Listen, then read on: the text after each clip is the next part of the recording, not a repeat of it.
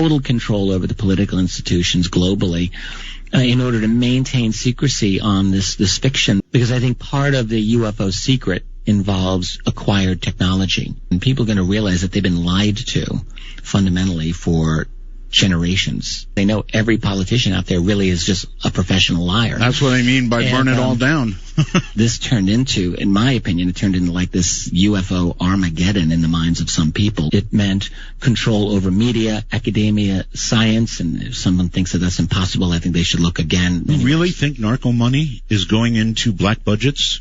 Yeah, I do. Wow.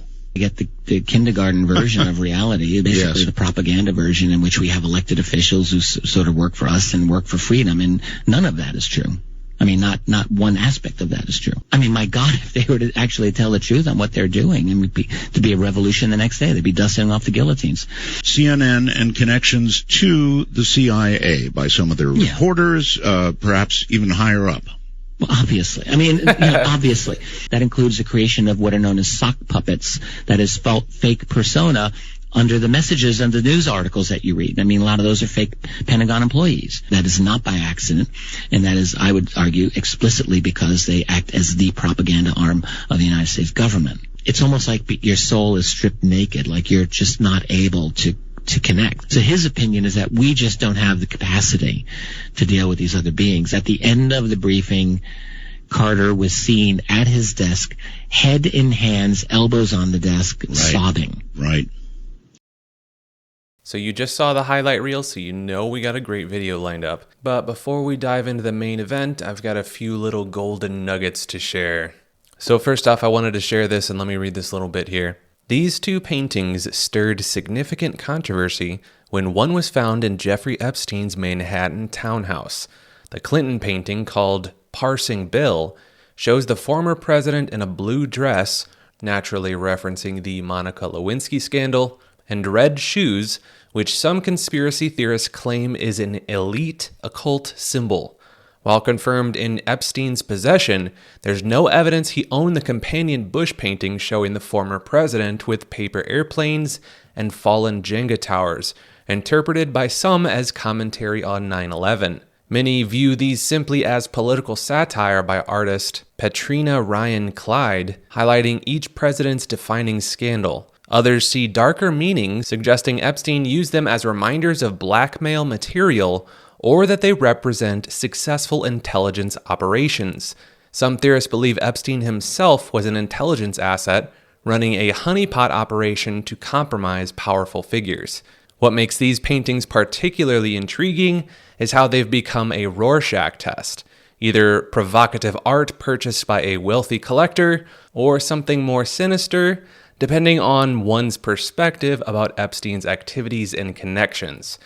I found these paintings to be rather suspicious, definitely interesting and worth a view if nothing else. Something else I came across was this theory here. I'll post it up. Someone in chat suggested the idea that Elon is having so many male kids via IVF in the hopes of one day implanting his brain/consciousness into a compatible body, and I haven't stopped thinking about it since. There's a very real chance he might actually think that way. I think there's a chance. I absolutely think there's a chance. It's kind of brilliant, honestly. It's got evil genius vibes written all over it, for sure. And last but not least, recently this came across my feed, my algorithm feed. It mixed both a gaming interest with a paranormal/conspiracy interest, and it was actually just a streamer that I watched maybe once many moons ago. And he's playing a game. The game is irrelevant because you're seeing his personal interaction. I'll show the webcam up close, and you can kind of see the game behind it. But it's irrelevant what the game is. I'll just let the clip speak for itself, and then we'll go over it real quick.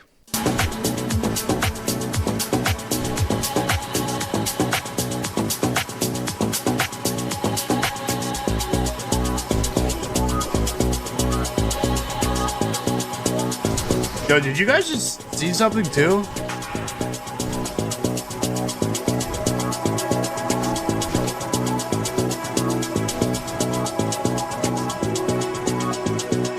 Yo, what the fuck? Did you guys see that too? No, I'm actually like sober right now. Did there? Yeah, it was like a shadow, dude. Did you fucking see that? So I had to pause and examine it, and sure enough, you can see just a tiny split frame where there is just a momentary shadow that passes right in front of the webcam, and his eyes catch it. You can see it perfectly. I don't believe in a lot of the evidence that you can find online for these paranormal situations, but that one seems convincing because it's someone that is not making content in there, has literally made a one-off video of a situation that he experienced personally and has never touched the subject ever since. I find that to be a pretty far up there in terms of realistic evidence. I found that pretty interesting, and I wanted to share that as something I believe to be a potential real encounter there. So we all really enjoyed the last episode of Coast to Coast AM with Art Bell, and we decided to do another one today. This is another one that was suggested to me as one of his best. This time the guest is Richard Dolan, who is another notable figure in the ufology and alien and conspiracy realm. If you've seen the channel, chances are likely that you've seen some of his works, whether it's an appearance in a guest show or something. So we're going to be taking a look at this individual, seeing what kind of claims he's making and going from there. But without further ado, let's dive in. As per usual, I'm going to go ahead and cut out a lot of the fluff, and we'll just focus on a lot of the good stuff. So let's dive in. Today there was some interesting, not much news actually today. It was a very newsless day, but there was an item that I caught on to that I thought was amazing. I think it is amazing. A boy who lost limbs to infection, he lost both, has received a double hand transplant in Philadelphia. 8-year-old boy lost his limbs to a very, very serious infection and got a double hand transplant. Where are we going with medical science? Pretty soon, just about everything is going to be replaceable, isn't it?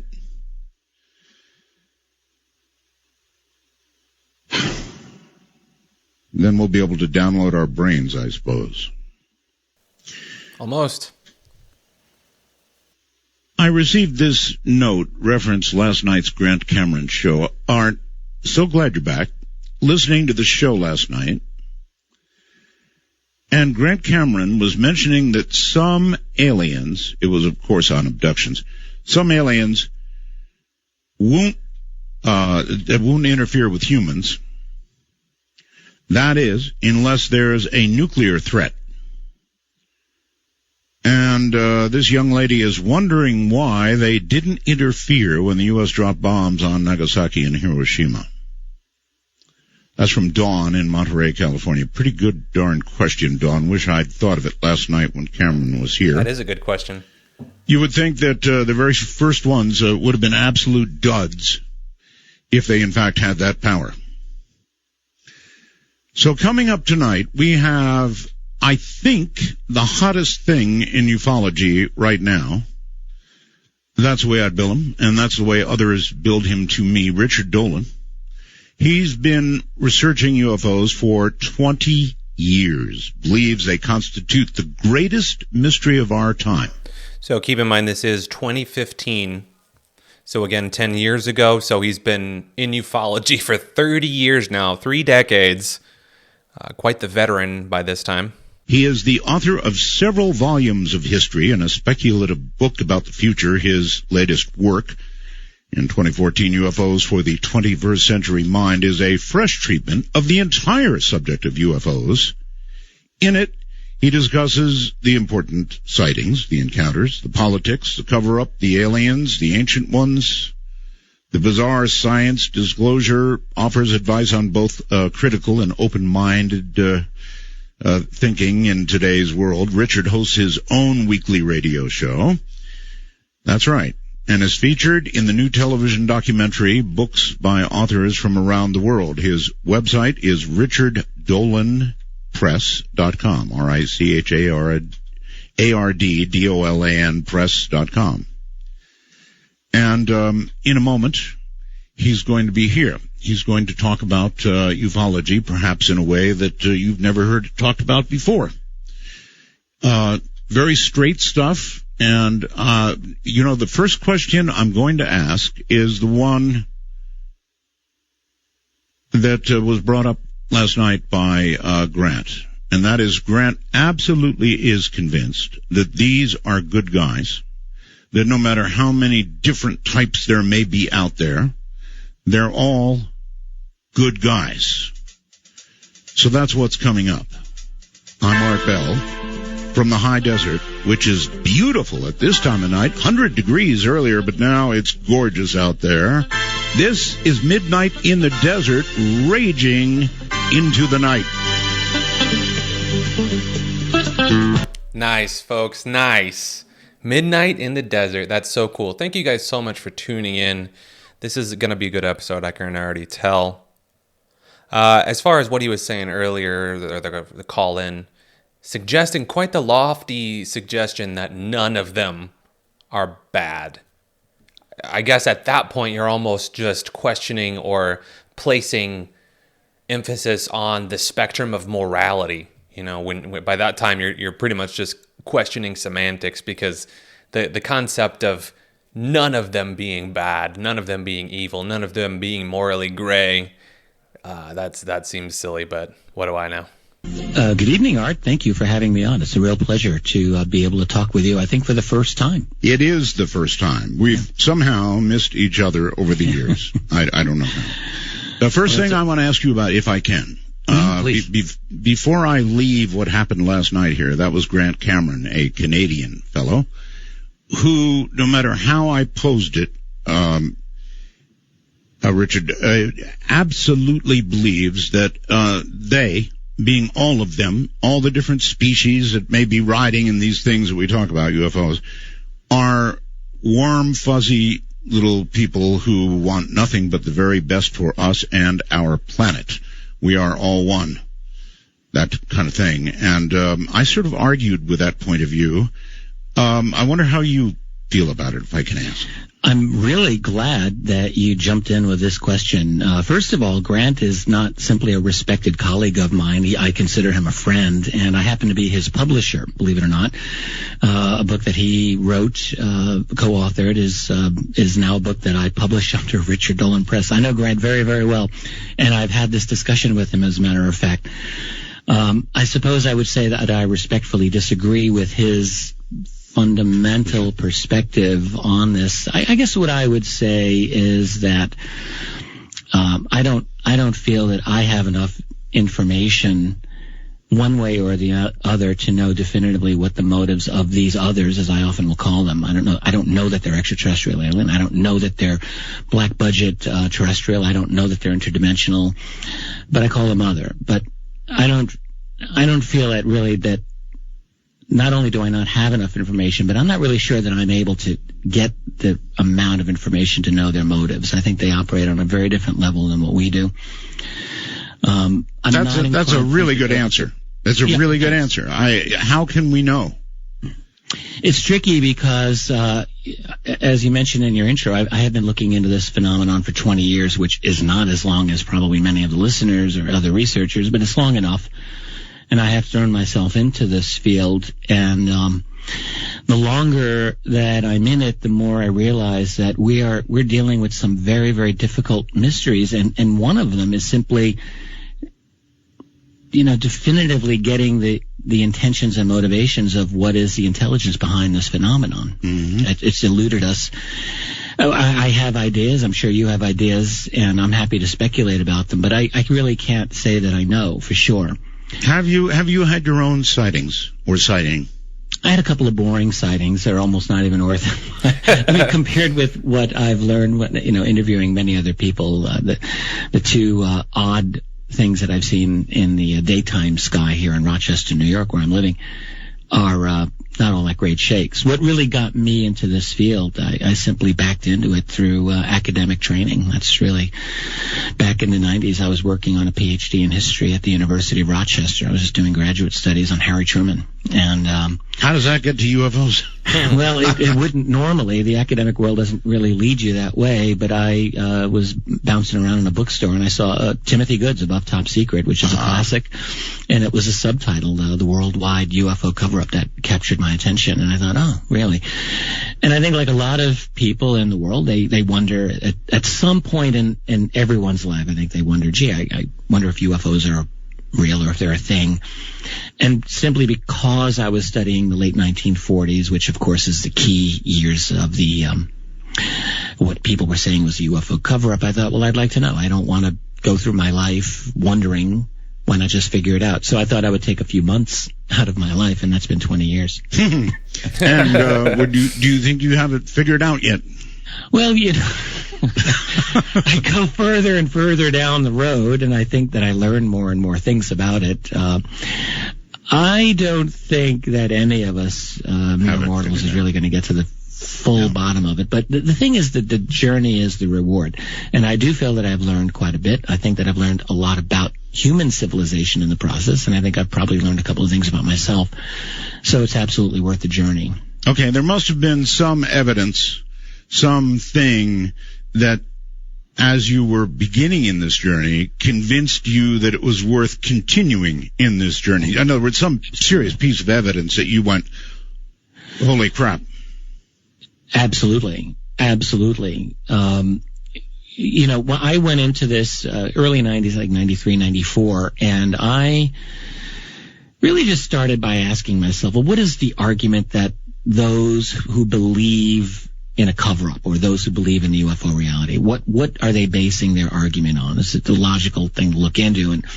And what I found was that there was a fairly large cache of documents that were released through the Freedom of Information Act, primarily back in the 1970s under the Jimmy Carter presidency, when freedom of information was actually at its peak. It's gone through some ups and downs, lots of downs, but in the late 70s, it really was possible for researchers, as it were, to shake that tree and for documents to come out.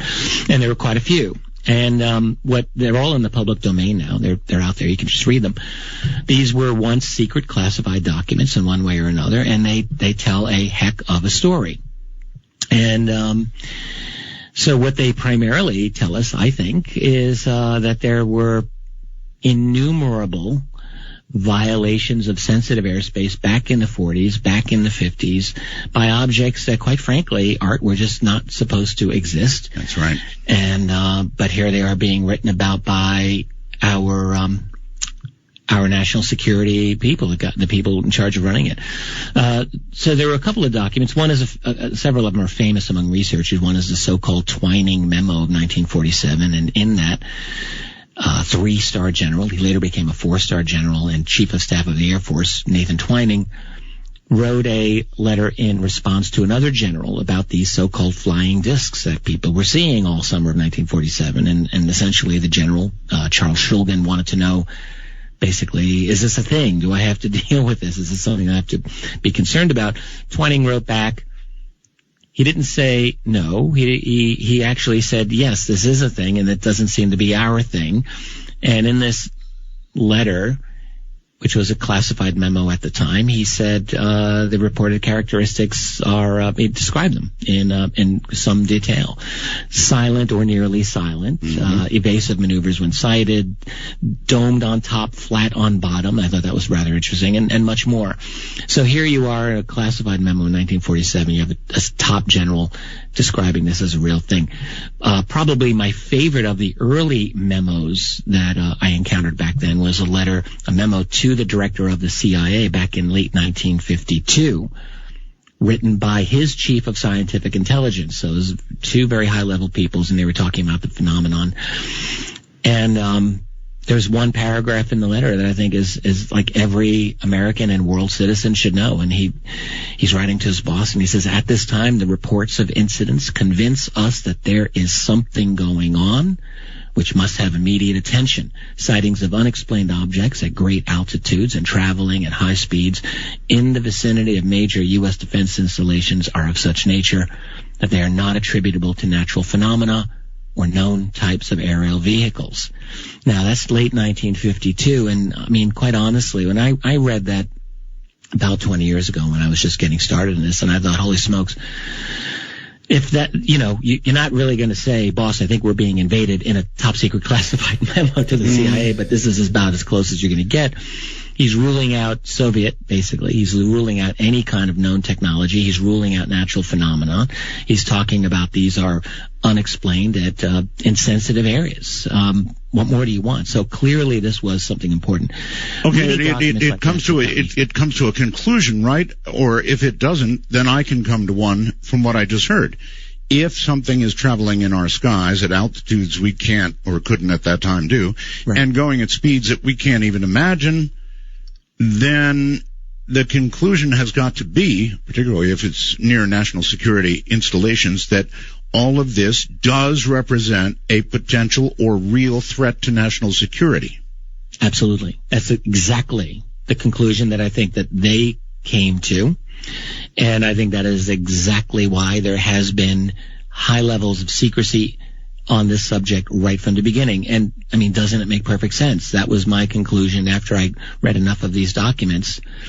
And so I've been working for the last couple of decades trying to put this whole story together and, in a sense, kind of mainstream the UFO story and kind of connect it to the rest of American and world history and try to see it within that context. Okay, well, if that's true, if that is, and they could not have come to any other conclusion, but if that is what they came to, then you can almost bet that the documents you're quoting from back then must be nothing compared to what you could get if you really could get in documents today. Oh, absolutely. In fact, this is such a pertinent question you just asked, because of the Freedom of Information Act documents that we received, especially back during the glory era of the 70s, even then, this was no walk in the park to get them. The highest levels of classification were and remain really off limits to us. That is, anything above the level of secret, we really haven't gotten anything. That means top secret and beyond top secret, which we know there are classifications beyond. What we have are secret, confidential, restricted, really classified, yes, but lower levels of classification. And this is significant because we have it on the authority of at least one classified FBI document from 1949 that the matter of UFOs or flying saucers was in fact considered top secret. And so the fact that it was of that classification, and yet we haven't really gotten any of them except the few that were highly redacted and blacked out. So there's obviously a story that's left to be told from back then, and yes, from today, most definitely, because the Freedom of Information Act, I think, is much less user-friendly than it was back in the Jimmy Carter years. Well, let me take a second to... I think he's kind of talking in circles almost. I don't know exactly if anything is being said substantial. That am I just missing it, or I don't know. Overall, I think he seems pretty straight shooter. Everything I've seen from him has seemed pretty straight shooter, but overall, I heard the question come up a couple of times whether or not these unidentified flying objects pose a threat to us, and it's such a double-edged sword of a question, because realistically, if there's a technology that's unidentified, of course it's capable of being much more of a threat. I mean, their technology is beyond ours, so of course they're going to be able to handle us technologically, weapon-wise, if they should see it fit. I mean, I think that goes without... that seems kind of elementary to even... Of course they can. If we don't know what they are, of course. So, of course, in that aspect, but you got to keep in mind, they don't show that force. I haven't seen any. I mean, I've seen a couple of videos of a laser shooting down what I believe was a missile. I haven't been able to find the original video of it, which, by the way, I do have a hard drive full of old conspiracy videos that have been scrubbed from YouTube. So I might at some point start reacting to some of these, but let me know if you want to see something like that. But as far as a threatening unidentified flying object, it would have the technology, presumably, to annihilate us, but it hasn't. There hasn't been any crazy, at least to my knowledge, there hasn't been any crazy weapon fired from a UFO that, I mean, we had the moments, several moments throughout history where it's pretty obvious that unidentified flying objects are in the sky and have left their mark through various means. Plenty of very notable cases. None of them have shown really any hostility for the most part.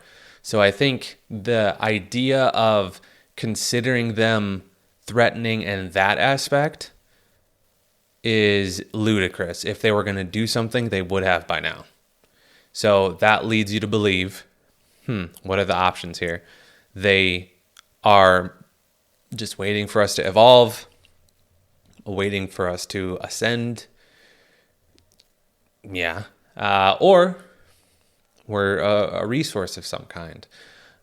Perhaps we're an experiment. Perhaps we are a simulation that's, what do you call them? The forefather experiments, or the forerunner simulations, where they essentially try out various circumstances and they run the simulation to see how it goes.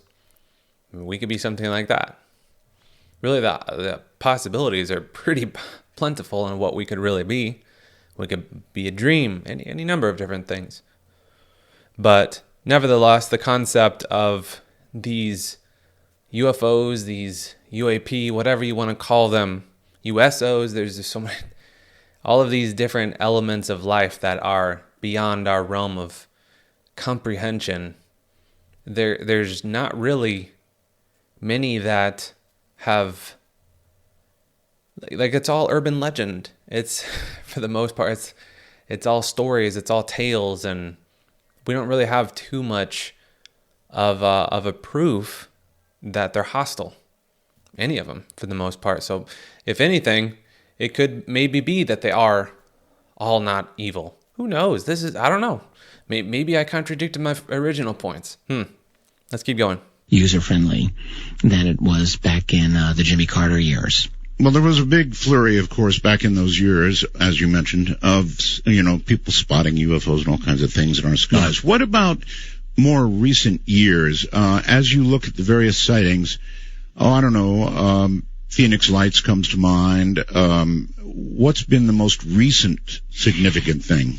Well, in the last decade, there's, first of all, I guess I would like to mention that if one were to go online and look for contemporary UFO reports, I think people would be rather blown away by how many sightings just in North America alone. You go to the two main websites that are out there. There's the National UFO Reporting Center, right, and then there's the MUFON site, the Mutual UFO Network, and both of them collect UFO sightings, what we might call raw reports. So people see something and there's no investigation, but they'll type it in and put it on the site.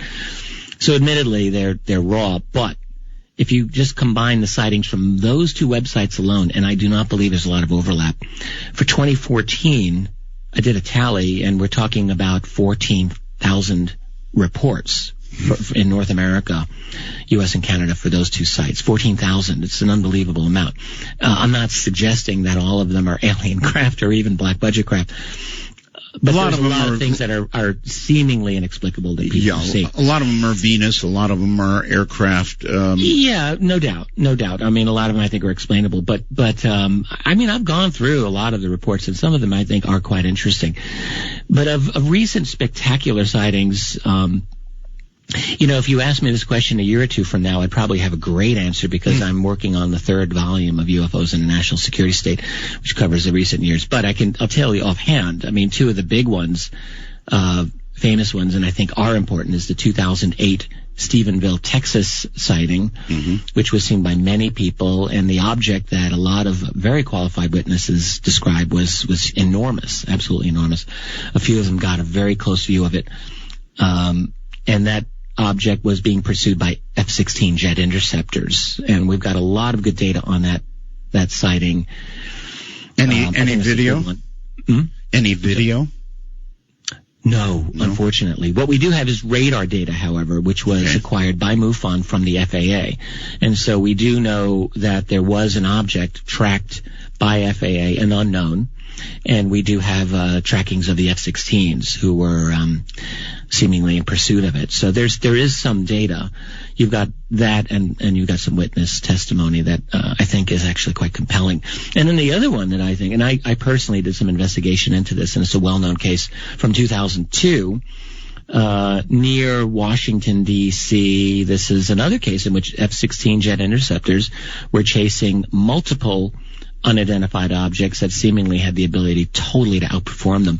I spoke to two witnesses directly. This did get reported in the Washington Post and got repeated elsewhere. One of the Air Force individuals who was interviewed for that story, unnamed, but said we had it on radar and it just disappeared off the radar. Yeah. Just disappeared. I mean, there's some good sightings. They go on in this century, and there's many, many more. I think those are the two spectacular ones probably in America of the 21st century off the top of my head. Okay. Oh, and then, of course, let's not forget the O'Hare Airport sighting. Oh, yes. That's a big one. Oh, yes. Yeah. That one slipped my mind. All right, so here's another one for you. One of the things that we used to rely on is pretty much gone now, and that is photographic evidence. There's just no way that I know of that you can actually verify that something you're looking at has not been created or tampered with. We've actually gotten so good with CGI that how do you feel about that? Can photographs be verified as not messed with? 2015 and they're worried about it. 10 years ago and they're worried about CGI making it impossible to tell what's real or not. Oh, and now we have AI that can do it within seconds too. It doesn't even need to be a highly skilled graphical artist. And that's the issue. That's the quandary that we're in. We're at a point where we know that there are incredible things, extraordinary things that are happening all around us, and we have realistically no way to record them. Because, I mean, we do, but we have no way to verify that it's real. And there's such little effort going into documenting all of these things. Everybody's so focused on everything, their lives, their families, their friends, politics, everything, living everything. So it's really hard to commit to studying the knowledge and advancing our knowledge of these things. And I get it. There's plenty of precedents, things that matter more, but it does seem like there's just a number of distractions that are pulling away from these certain things that, I don't know, maybe I'm the only one that's interested in these things. I would love to learn more about these things, but it does seem like there's a lack of interest. One thing also that I find pretty interesting, and a lot of it is so deeply ingrained in belief. You look at the double slit experiment. You look at a lot of different aspects of deeper elements of life, and the simple act of you putting your focus on it can change the outcomes of it. And so essentially it is belief, when that comes down to it, is believing in something impacts the outcome in another aspect. It really is like your thoughts even count as butterfly effects. I truly do believe that as well. I do believe that our minds are much more capable of abilities than we realize or can possibly even know, maybe. Who knows? I have a really hard time with photographs these days. I would almost say that I don't even consider them evidence anymore, which is a shame, But for the reason that you're expressing, the ability to fake is so good now. But I would qualify it and say everything in context. So it really comes down to witness testimony combined with photographic evidence. If an investigator is looking into a sighting and you do have multiple witnesses that are, let's say, independent of each other, there's ways of kind of gauging that, I suppose. And if they have photographic evidence with their testimony, I think you have to look at it, obviously, and do your best to have it analyzed in a careful way. There are people who are good at detecting CGI effects. No one is probably perfect. I'm disinclined to throw out photographic or video evidence, for that matter, out. That, I think, before you even finish, I think that's it. We're at such a point where photographic and video evidence may as well be thrown out, because it requires so much more than that anyway. It's what I was alluding to earlier, these extraordinary claims that there is whatever technology UFO is, whether it's ours, theirs, whatever, whether it's, powered psionically, whatever it may be. These claims need extraordinary proof. And realistically, the only proof is going to be when it's right in front of us and it's undeniable. Like it's just front page news everywhere. Like, realistically, even if there was a landing of a UFO and an attempt at, making contact, would that be front page news? I mean, obviously the media is controlled, but let's say hypothetically it wasn't controlled and independent news and media was all independent. Would that be worthy of front page news? Obviously I think so, but I feel like a lot of people wouldn't deem it worthy of it. Out of hand. But we do have to be very, very, very cautious in dealing with it, for sure. A recent one that I saw that was really intriguing was the Cube. Have you seen it? I'm not sure I saw that one. What? You haven't seen the Cube? I guess not. Really? It's this black cube-shaped thing that comes out of a cloud. It's pretty amazing. I'm surprised that you would not have seen it. Well, I'm doing a lot of different projects right now, so is it totally recent or what? Fairly recent? Yes, it is. Yeah, I'm sure I would have come across it. I don't know. I don't really know what to say about that. I get people show me UFO videos every week. I mean, I'm constantly being asked to comment, and it's funny to me because I mean, other than the fact that I write about this subject and I've looked at a lot of UFO video, I'm really not any more of an expert on detecting fakes than the next guy out there. There are people who are really skilled at it, and I'm not particularly one of them, but I do get shown these things all the time.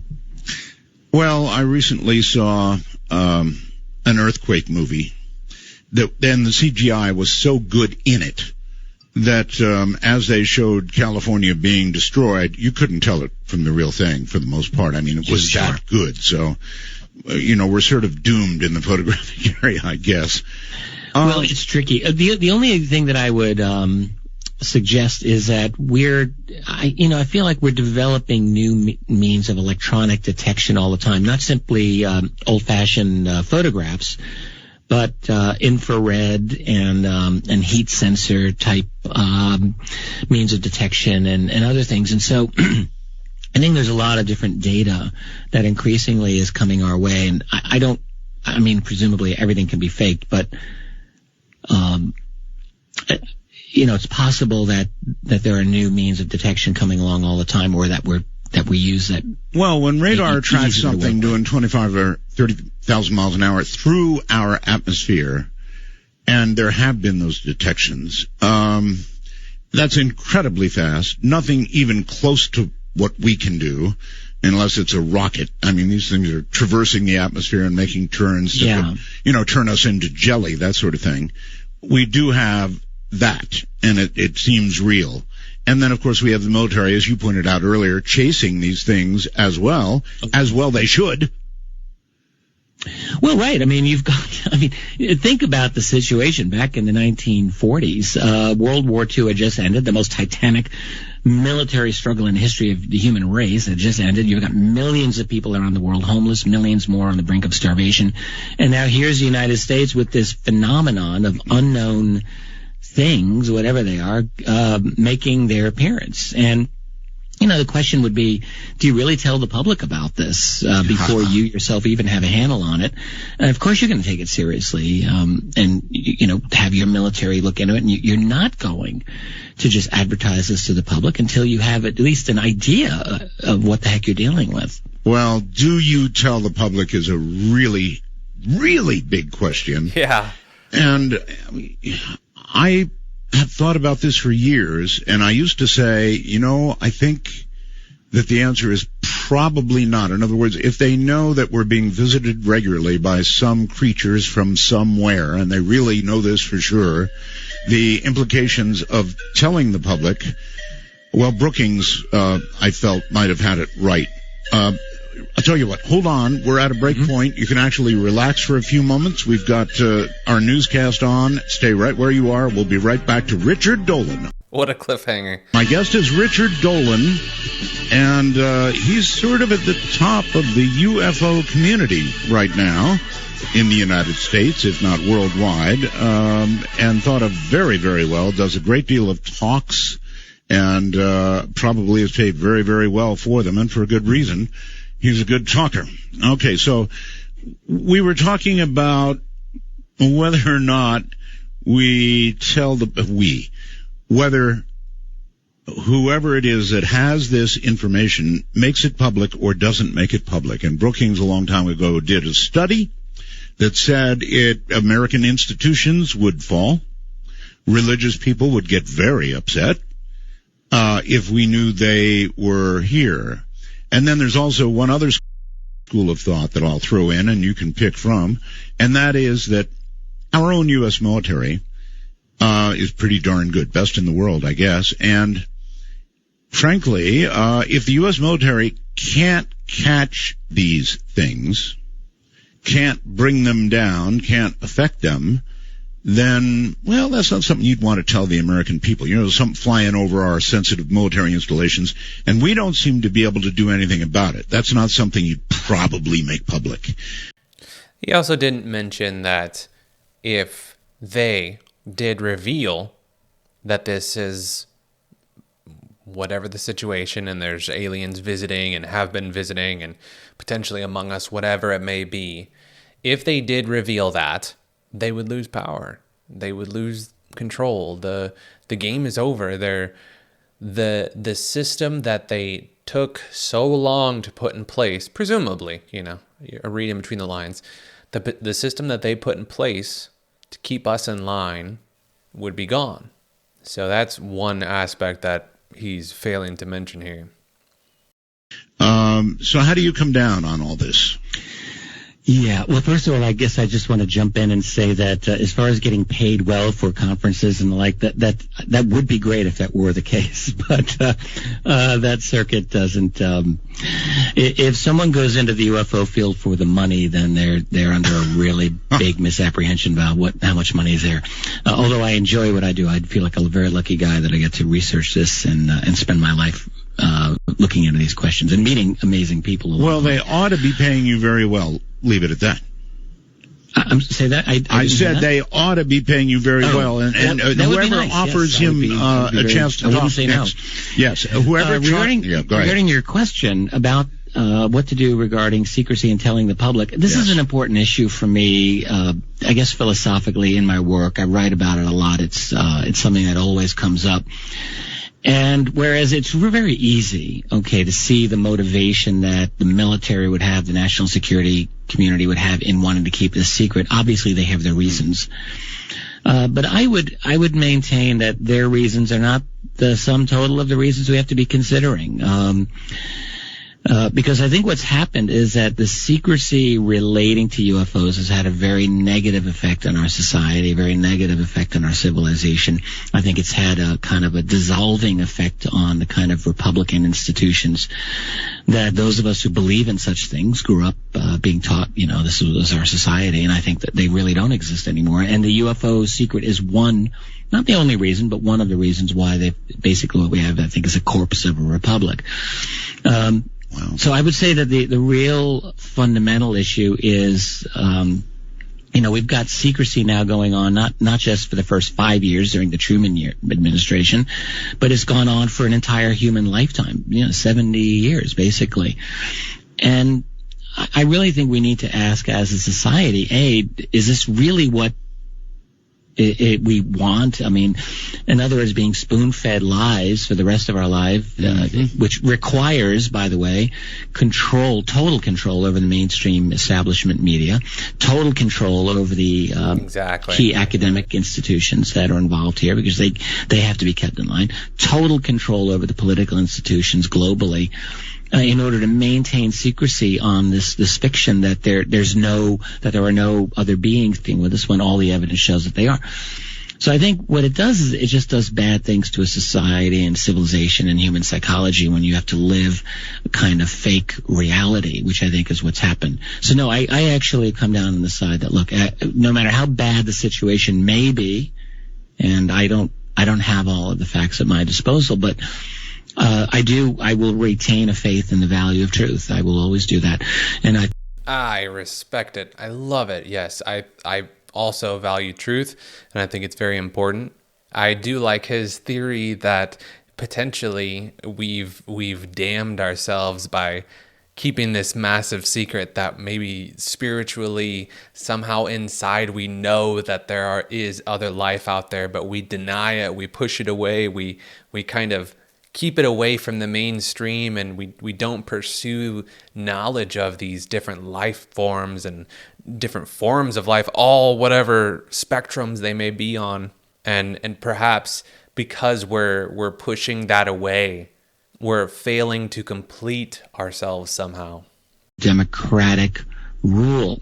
I'm never going to give up on that. So I think that if I'm going to live in this world as a human being and as a citizen of the world and a member of the human race, then I'm going to live in it as someone who believes in the value of truth over all things and in the value of human dignity. So I don't want to be treated like a child. We have this out in the open, and Yes, I relate to that as well. It does feel like we're being treated like a child. The truth shouldn't be held from us. I mean, we are adults. This doesn't need to be kept secret. I mean, it does, but who am I to say it doesn't need to be? I mean, maybe it does. Maybe realistically, the secret does need to be kept away from humanity for its best. What a massive topic. And I can definitely see how this topic, this question in general, is never broached in general outside of, whispers. How do we get to it? How do we get to it, Richard? Well, that's the question. I would say a couple of things. One, we're living in very revolutionary times. This isn't 1950. This isn't even 1990. We're in 2015. Organizations like WikiLeaks have only been around for about 10 years, and the only reason they've been around only 10 years is that they really couldn't exist more than 10 years ago because we didn't have a global infrastructure to accommodate groups like that. Organizations like Anonymous, who could just take digital data and grab it and throw it out there for the world to see. And so it's a new world now. We're in a world where everyone's got smartphones, and admittedly, that means an explosion of YouTube videos, but I still maintain the idea that at some point there's going to be a sighting that hits the proverbial sweet spot, and there's going to be multiple people capturing an object that's going to be maybe difficult to explain away. That's a matter of faith, I will grant you, but I think it's likely. So what I think is going to happen, I think in such a tumultuous era that we are in, that to assume that tomorrow is going to look like today, I think is a bit foolish, and I therefore believe that something's going to happen that's going to open this up unexpectedly. I don't believe that the powers that be have any real desire to acclimate us to the reality. Some people believe that. I'm not in that camp. I think they're going to keep the lid on this as long as possible. But the fact is that they can't do it forever. I mean, there are just too many factors involved. So I'm waiting for something explosive to happen, and I'm not sure I'm able to predict that, but it could be a sighting, it could be a leak. All right, how about this? I think really beyond what it is, whether it's a sighting, whether it's a leak, I think more importantly than that, it's really going to be mainstream questioning, mainstream acknowledgement, because I personally think we have the overall sphere of the internet, and I'm not going to place this based on, some platform like Twitter or something, but if you look at Twitter or X, whatever, I'm not part of it either way, but if you look at that, there's so many different areas of life and interests that are people congregating to share their thoughts upon. But if something like a disclosure or, a realist, like the event he was talking about, whether it's a leak, an event, whatever, if something could appear on all of the spectrums at once, it enters mainstream consciousness, I think that would be the only way for it really to be true. Like if it was trending on Twitter, I mean, like, as sad as that is, because I don't use really social media platforms outside of YouTube, but like if it were trending on Twitter, like, and it was just unavoidable, aliens were not alone, boom, like that would be realistically the only thing to take that next step. I don't think it's as simple as, like if Snowden, like, oh, the leaks came out, the government knows. Like, I don't think that would even be enough. I don't think that a leak would even be enough. Or an individual, like, for instance, someone just showed me the other day of a video of what looked to be like a drone. I don't know. It's a funky looking drone. It was like maybe the size of a torso, and then it had like some legs sticking out of it. And people are saying it was a UFO, and it landed on the hood of a car in New York or something. It was like an Instagram or a short or something. I don't know exactly what it was, but they were saying, hey, look at this. This is a real UFO. Something like that could be faked. So you can't really rely on something like that. I don't think it can even be a leak or a video or even like a few news outlets saying, yeah, it's confirmed. It would have to be complete mainstream recognition, which might not even be possible. I don't know. What are your thoughts on this? Is this something that's ever going to happen?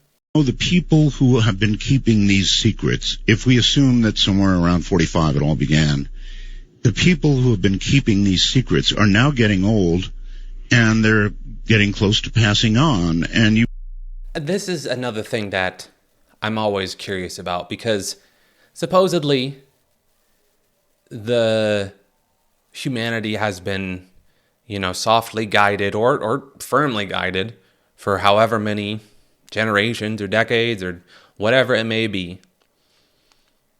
And he's talking about, they're, getting to be old, the people that are in control. And my thoughts are like, it can't be just a single individual or even a whole family. That would mean that they would realistically want to control for their grandchildren's grandchildren. And I guess that, some people really would just like to control everything for that long. But to me, it seems a little bit more long-term thinking. And this is like outside of the box thinking. But to me, it seems like that would be planning for more than just a single lifetime, human lifetime. Right? Like, okay, maybe you're planning for, 200, 300, 400 years down the road because you're going to be living that long, through whatever means, whether it's a lifespan that long or you're extending your life, whatever it may be. But, it in situations or in conspiracies like that where they talk about, humanity being guided for so long, to me, it only makes sense if it would be at the hands of beings that have a much longer lifespan than human beings. You would think that a lot of people would want to unburden themselves before the end. Yeah, well, I think that a lot of that original generation might have felt that way, but I also believe that this is a very profitable secret. So I don't think there's a lot of incentive for, like, as new people come in, I think they're making money off of this, and here's why I think that. Because I think part of the UFO secret involves acquired technology. Mm-hmm. So let's talk about something like Roswell, which I think was, in fact, the recovery of exotic technology that is not from our civilization. That's a long conversation we could have, but I believe that is the case. And in fact, I believe that there are other instances as well in which it seems probable that we acquired some of their stuff. And what that would mean, I mean, that's holding the future in your hands. And so what I think happens is if you're the Army, you've got this material, you're going to very carefully parcel it out to your key defense contractors and research and development people, mm-hmm. and they're going to figure it out. And suddenly you've got a goose that's laying golden eggs. You've got or an iPhone. Money here. And no incentive giving it up. Or an iPhone. I mean, who knows what we have now may have come from elsewhere. Some of the technology to do it may have come from elsewhere. I think we got a boost. I mean, I believe that our own scientific trajectory, I guess that's the way to put it, mm-hmm. probably would get us on the path that we are on. But I happen to think that acquired technology through retrievals has probably sped things up a bit. By the way, when you get a break, or anybody else out there, I got a whole bunch of computer messages. What's the cube? They said. Oh, so I just looked at that. It's at the top of our. Oh, you did. It's at the top of artbell.com website right now. If you go there, so Midnight in the Desert. So take a look at it. I saw an article on it. Yeah, the raw cube is not so good, but the video. There is a video associated with it, and it's astounding. I mean, you can actually see this thing breaking out of a cloud. It's pretty amazing. The photograph the article I'm seeing, by the way, is really not the best article. It has a lot of irrelevancies in it, but I'm seeing an image of what looks like a black cube and a lot of kind of smoke above it. Mm-hmm. I don't know if that's the same thing you're seeing. It is quite interesting. Yeah, you've got to see the whole. I will say that is something I see in video evidence of unidentified flying objects is kind of what he says. Not necessarily a black cube, but some sort of amorphous black smoke. It's almost like a gaseous substance, and it flows almost like, for lack of a better way of describing it, almost like the Dementors from Harry Potter, like almost ghost-like or ethereal, very vaporiously. I don't know exactly how to describe it, but there doesn't seem to be much of a rhyme or reason for it other than it just being some sort of amorphous blob that kind of floats through the sky. And I've seen a number of different videos of this flying phenomena, whatever it may be. So it does kind of sound like maybe parts of that. I haven't heard much of the cube outside of this, but it sounds like he's kind of getting to that. Whole video. So when you get a couple of minutes, just click on the video and take a look. It's really astounding. Anyway, so you think that we could take the truth? Do you think it would upset existing institutions? I don't think we're ever going to be ready for the truth. Ever. Never. Not ever. But who's ever ready for their first kid? No one, and you have it anyway. Right. I think that, frankly, no, the truth on the UFO matter, my position is, really it's not for me to say, are we ready or not? I mean, history is just going to go. We're on a path here. It's going to happen. I don't think there's anyone that's really going to be able to stop this. We are moving along, and this truth is going to come out. And when it does, I believe, it's going to be very messy, and it's going to be highly disruptive. In fact, it's going to be revolutionary in every conceivable way. And there'll probably be a lot of people angry at me and maybe angry at you for being the kinds of people to talk about this and maybe helping to speed up the process, for all I know. but it's going to be irrelevant. It's going to happen. I do think when it does, and I co-authored a book on this exact question. It doesn't even make me an expert, but it does mean I've thought about it. I think that it's going to be a political nightmare for the powers that be, because I think people will not only want to know, first of all, are we safe? Who are these other beings? Are they here to help us or to eat us? But then there's going to be a political blowback against the very institutions, and people are going to realize that they've been lied to fundamentally for generations. And I'm sure, I mean, there are some people who are just willing to roll over and take it, but I think a lot of people will be very unhappy, and I think some heads will roll politically. How far that will go is the real question. You know, will we have remember Occupy Wall Street? Will we have Occupy Area 51 or Occupy Wright-Patterson Air Force Base or whatever? I don't know. But I think that there's potential for a lot of anger. And I think that's an opportunity, frankly, for us to hopefully remake this society of ours into something approximating a free republic. I don't think we have it now. I think it's been dead for a while. I think we have a kind of oligarchy, and again, the UFO secret's been part of the impetus to create that oligarchy. So it just might be that disclosure, that's the word a lot of people use, could be ultimately a good thing. It will be upsetting. I think it will be, it'll turn a lot of things upside down. I met with a lady. I went to the bank the other day, and bank teller asked what I did for a living. I said, well, I write books on UFOs. I just come out. I don't care. And she had this look of a real horror on her face. She actually looked very scared. She said, I don't want to talk about that. That frightens me. And I've experienced this myself, not to be on too much of a tangent here, but maybe it was like 6 months ago, I went to get my hair cut, and the lady asked me, like, well, what I do for a living, and I said, I make content on YouTube. And she said, oh, about what? And I said, mostly conspiracies and the paranormal and the unexplained. And she got real silent, and she said the same kind of deal. I don't really like any of that. I think that there's a lot of people like that, but the fact is, they'll have to deal with it. You can spend the rest of your life pulling your hair out of your head, running around in circles, or at some point you're going to have to catch your breath and say, all right, this is real. What next? Well, I think you were right about the current state of things, and this is only a little bit political. Donald Trump is just doing amazing things. Love him, hate him, whatever, however you feel about him, it doesn't matter. He's saying all these wild things, and he's going up and up and up. No matter how wild and how bad, he keeps going up. And I think that translates to we're ready to burn it all down, kind of. Yeah, well, I think, and also what everyone feels about Trump, I think the reason people gravitate to him right now is simply because they know every politician out there really is just a professional liar. That's what I mean by burn it all down. Yeah, and Trump is saying things that are very politically incorrect, as it were.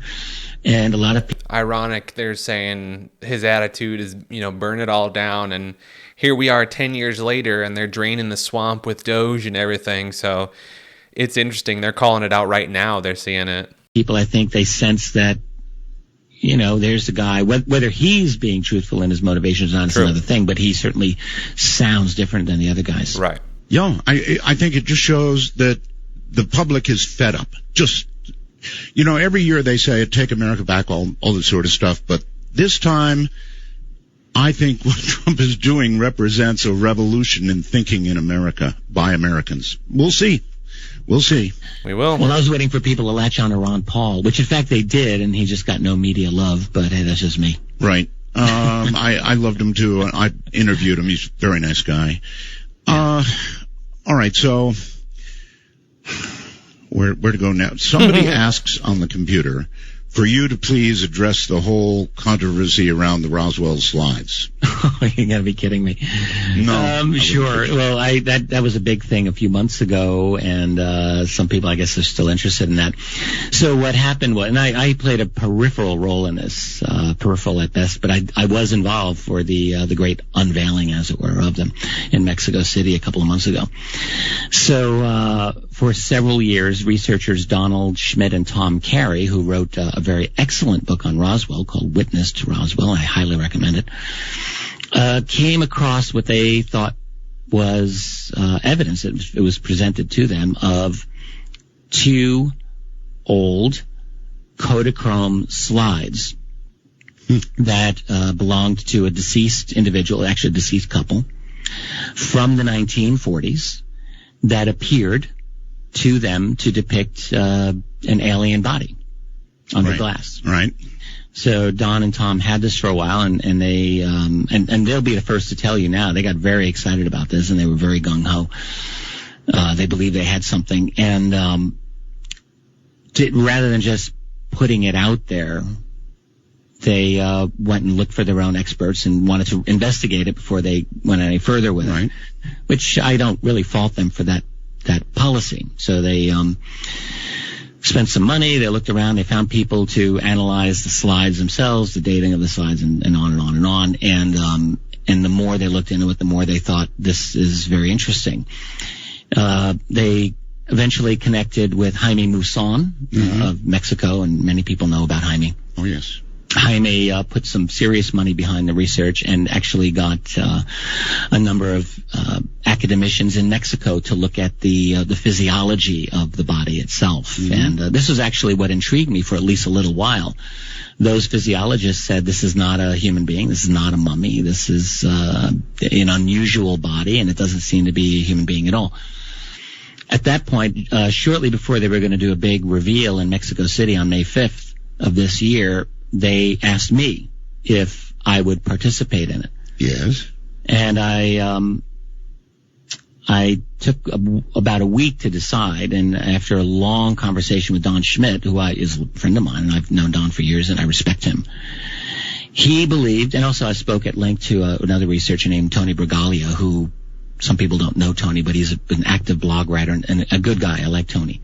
So I spoke to both of them, and they both know about this, and they were both deeply impressed by the slides. And I went outside unseen, so I didn't see the slide. And admitted they didn't really, I don't know if they didn't trust me or if they didn't want to show me, but I didn't see it until I went to Mexico City. And so I go down there, and what I was impressed by, at least for the day that I was there before the thing was unveiled, with the analysis of the Mexican physiologist and a Canadian physiologist as well, who said this is not a human being. And I thought, well, this isn't proof of anything, and I always maintained it wasn't proof of any alien body. But I did say that seems compelling to me, and if it's going to be debunked, I would think some physiologists need to debunk it. Well, here's what happened. So it gets revealed on May 5th, big auditorium in Mexico City, webcam, and I think 3 or 4 days later, a group of independent researchers looking at it said, we've deciphered the fuzzy placard in front of this thing, which no one was able to read, and it says definitively that this is a 2-year-old child mummy. And I mean, that absolutely settled it. So that's it. That's really the Roswell slide thing. Now, the other aspect of it, I guess I would say, is that this turned into, in my opinion, it turned into like this UFO Armageddon in the minds of some people, which I don't really think it was. It was a mistake. Don and Tom in particular, yes, they got really behind this, and they absolutely believed that this was an alien body, and So that is a perfect example of why you don't put too much belief in these things, because a lot of people, they will be so confident in something only to find out that it's just a hoax later, and then cognitive dissonance begins, and it either crashes you down and breaks up your mentality, or you just outright deny it and get further and further away from the truth. Explicitly connected it to Roswell. All right, I'm sorry to do this to you. It was a mistake, but I think that's really what it is, and life goes on. All right, and indeed, life goes on. And, I might add, it cost some people a lot of money, that's for sure. The Roswell slides. Okay, Richard Dolan is my guest. We're talking UFOs, and we'll be right back. And onward we go. There's going to be these kinds of mistakes, and we're going to see more of them, aren't we? Yes, I have no doubt. None of us are infallible. All we can do is our best. You try your best not to make missteps along the way.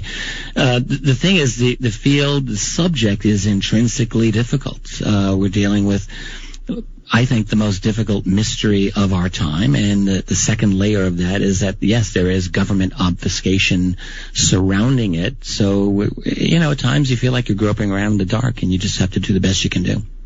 Oh, so well articulated. Yes, that is exactly it. This subject, in my opinion, also is the single greatest question of humanity.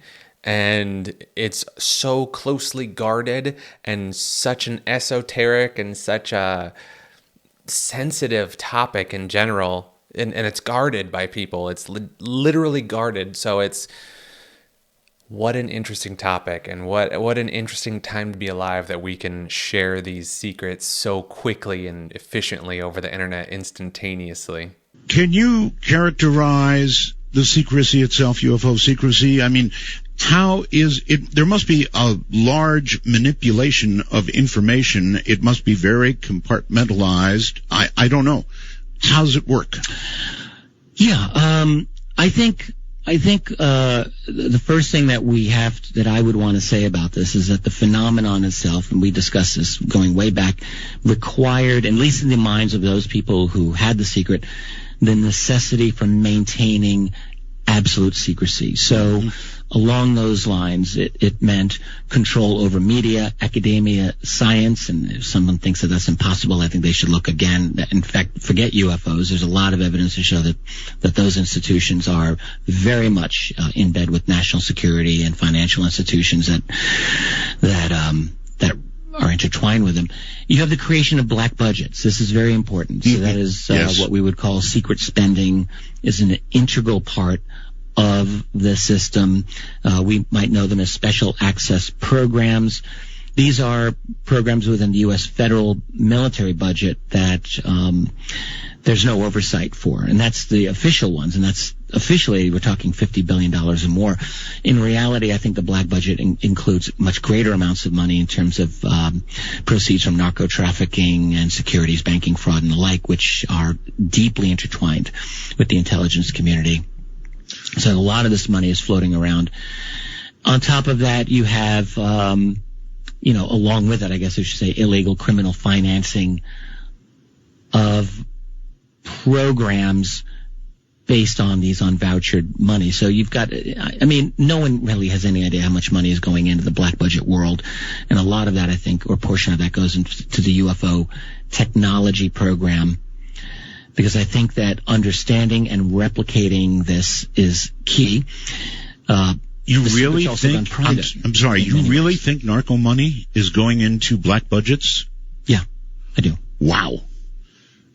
Well, look, narcotics trafficking is, it's probably one of the top 5 industries in the world. Absolutely. And just because it's illegal, technically, doesn't mean that no one wants it. Everyone wants that. Everyone wants that money. That's right. And drug trafficking, by the way, has a long history in Western governments. Britain was drug trafficking in opium and forced it on China back in the 1840s. The United States CIA was involved in drug trafficking from the end of the Second World War onward. The Golden Triangle out of Southeast Asia, it's all CIA. Oliver North. You have the cocaine connection in the 1970s and 80s, which we now, that's absolutely, did a movie, Kill the Messengers, about Gary Webb, all about that. This is, no one is acknowledging it, but that doesn't make it any less true. So yeah, narco trafficking is a big part of the black budget money, I think, that circulates. And then, laundering that creates its own, there's all kinds of, the laundered money goes into other types of business ventures, I guess I should say, and it gets leveraged into other things. So it's a huge financial win. So that implies it implies the U.S. makes deals which essentially say, look, you've got a lot of money, more money than anybody will ever need. We need money for one of our black budget projects, whatever it may be. You get the money to us. We offer you some level of protection. That is the kind of deal that has to get made, right? Yeah, I think that's basically about right. It's a mafia type of a world. Unfortunately, when people watch news groups like CNN, they get the kindergarten version of reality, basically the propaganda version in which we have elected officials who sort of work for us and work for freedom, and none of that is true. I mean, not one aspect of that is true. What is true is that you have the United States acting as the police force for an international financial empire. That's what it does. And because the reality is so upside down from the official CNN version of things, I mean, the CNN is necessary to exist because, I mean, my God, if they were to actually tell the truth on what they're doing, it would to be a revolution the next day. They'd be dusting off the guillotines. So you have to have absolute lies. I mean, that permeates our world. Richard, you mentioned CNN, so I can't let this pass. There's a lot of recent discussion on the web about CNN and connections to the CIA by some of their reporters, perhaps even higher up. Well, obviously. I mean, obviously. Back in the 40s and 50s, I don't mean to sound like, oh yeah, obvious, but really it is obvious. The United States ran something known as Operation Mockingbird back in the 40s and 50s and 60s, and they're successors to Mockingbird to this day. And really all that was is a CIA coordination with American establishment media, Washington Post and New York Times and the rest. Managing the news, creating spin, all of this. This is all out in the open now. We know about this. Now it's beyond CIA. You got the Pentagon, which has billions of dollars in its budget simply to manage its image, and that includes news control, that includes public relations, that includes social media, that includes the creation of what are known as sock puppets, that is fake persona under the messages and the news articles that you read. I mean, a lot of those are fake Pentagon employees. So it's crazy. And the CNN, think about this. CNN is a part of a private corporation, which is Time Warner. Mm-hmm. And yet, I fly a lot. I'm sure you fly. I do. A lot. Every single U.S. airport, I do not think there's an exception. Anytime there's a TV at any gate, and there's thousands, you always see CNN. And the question I would ask is why? Why CNN? Why is it that a private company is able to get such a sweetheart deal in every American airport to be seen? I mean, they have the monopoly of information on every U.S. airport. That is not by accident, and that is, I would argue, explicitly because they act as the propaganda arm of the United States government. I agree with you, but as we discuss all this, frankly, it's kind of depressing. Yeah, you can. I mean, it really is. When you realize, I'm laughing, but yes, I certainly agree with you. When you realize the state of your own government and what you're being fed, it really is ultimately a little depressing. Now, is there a way to punch through all of that? Yeah, I think, and I would love to continue, at some point. I don't want to just keep rolling over our interesting discussion, but there are many more facets of the structure of secrecy that I think are worth discussing. Mm-hmm. But in terms of punching through, the only way that I personally know in my life is to do the work that I do, to do the research that I do, to write in as clear, cogent, and engaging a way as I can, to get people worked up and caring about why the truth matters. I'm here to say truth does matter. And it does matter that we not go through our lives basically sleepwalking through, being spoon-fed, lies that are designed to keep us placid and content with the kind of illusions that are around us. I think that there's more to our lives than that. There's more to my life than that. So I think the way to punch through is with diligent, careful research and fearless exposition of the truth. You have a very lucid presentation, and I wonder if others in high places have noticed that, and I wonder if you have ever been approached to modify in some way something you're saying. Well, right. So if I were to tell you something, people might think, well, I don't know if I believe him or not, but I have never been approached. I have never been threatened or asked to modulate anything that I've said. Not one time. Not a single time. Now, honestly, when I look at my own public position, I mean, I have readers and I have people who like what I do, but it's not really in the millions. I mean, I still think as a UFO researcher, I'm still a relatively small player, and maybe that's why. I think the so-called powers that be, maybe they think, well, he's just working this fringe market. He's not really, he's not on MSNBC or CNN, so we don't have to worry about him. Maybe that's it. Or maybe there are other ways of disabling people. You know, the revelations of Edward Snowden, for example, talked about how GCHQ, that's Britain's version of the NSA, are expert really in destroying public reputations. This is one of the things that they know how to do very well. So I would think that, in fact, they tried to do this to Glenn Greenwald, and Greenwald outed them on that. So I think that that's actually, you know, one tactic that groups might use. I mean, there's always a way to compromise an individual. We're all human, and there might be ways of, you know, if hopefully that's not going to be the case with me, but I've never been threatened. I do think that I've been monitored. I went for a couple of years where I was stopped at every airport I flew out of. This is about a decade ago. They would let me fly, but they would make me wait 15 minutes every single time while they ran my name. And they never told me why. All right, well then let me come at it from a different direction. Do you think that we, the collective we that talk about this kind of thing, are useful to them in some way? Yeah, I think that we can be if, well, first of all, you know, there's a long history of intelligence operations where groups are infiltrated by operatives to be guided in a certain direction. I mean, classically, that was called COINTELPRO. The FBI ran that for years. Yes, sir. And this kind of thing continues to go on to this day. And again, these are more of the Snowden revelations, and not just Edward Snowden, but a lot of this other information's come out. So groups, I think, are infiltrated, and I think that does include the UFO community.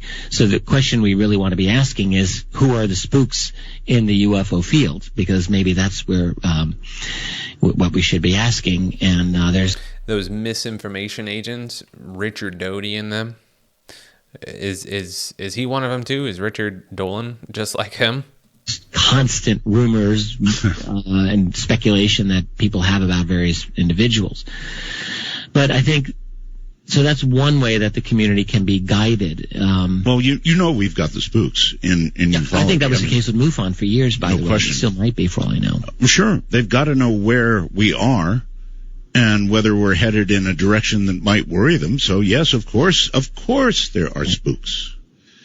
Right. So, you know, the question is, to what extent are they able to use public figures or researchers like yourself or like myself or other people to their benefit? And with me specifically, I don't know how they would, because I'm not aware that they do.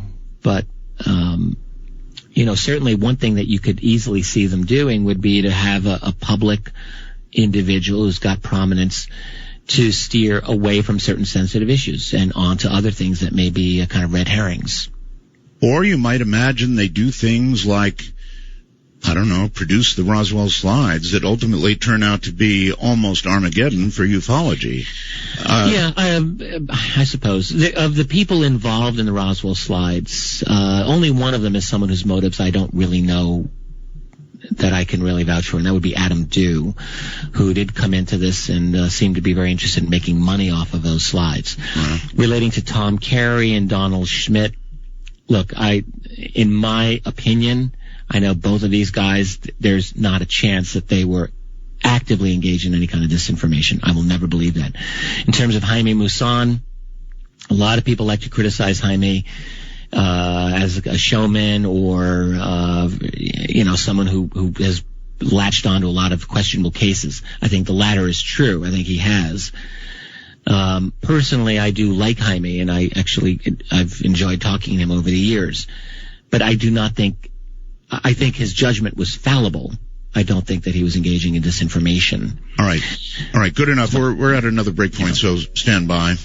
We'll be right back from the high desert, raging in the nighttime. This is Midnight in the Desert. I'm Art Bell.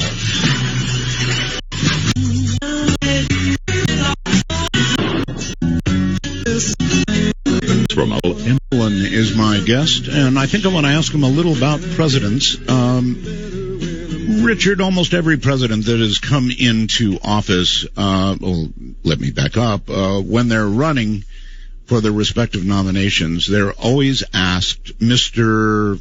would-be president, Mr. nominee, whatever, if you get into office, will you open the files on UFOs? Inevitably, oh yes, we'll do that first thing.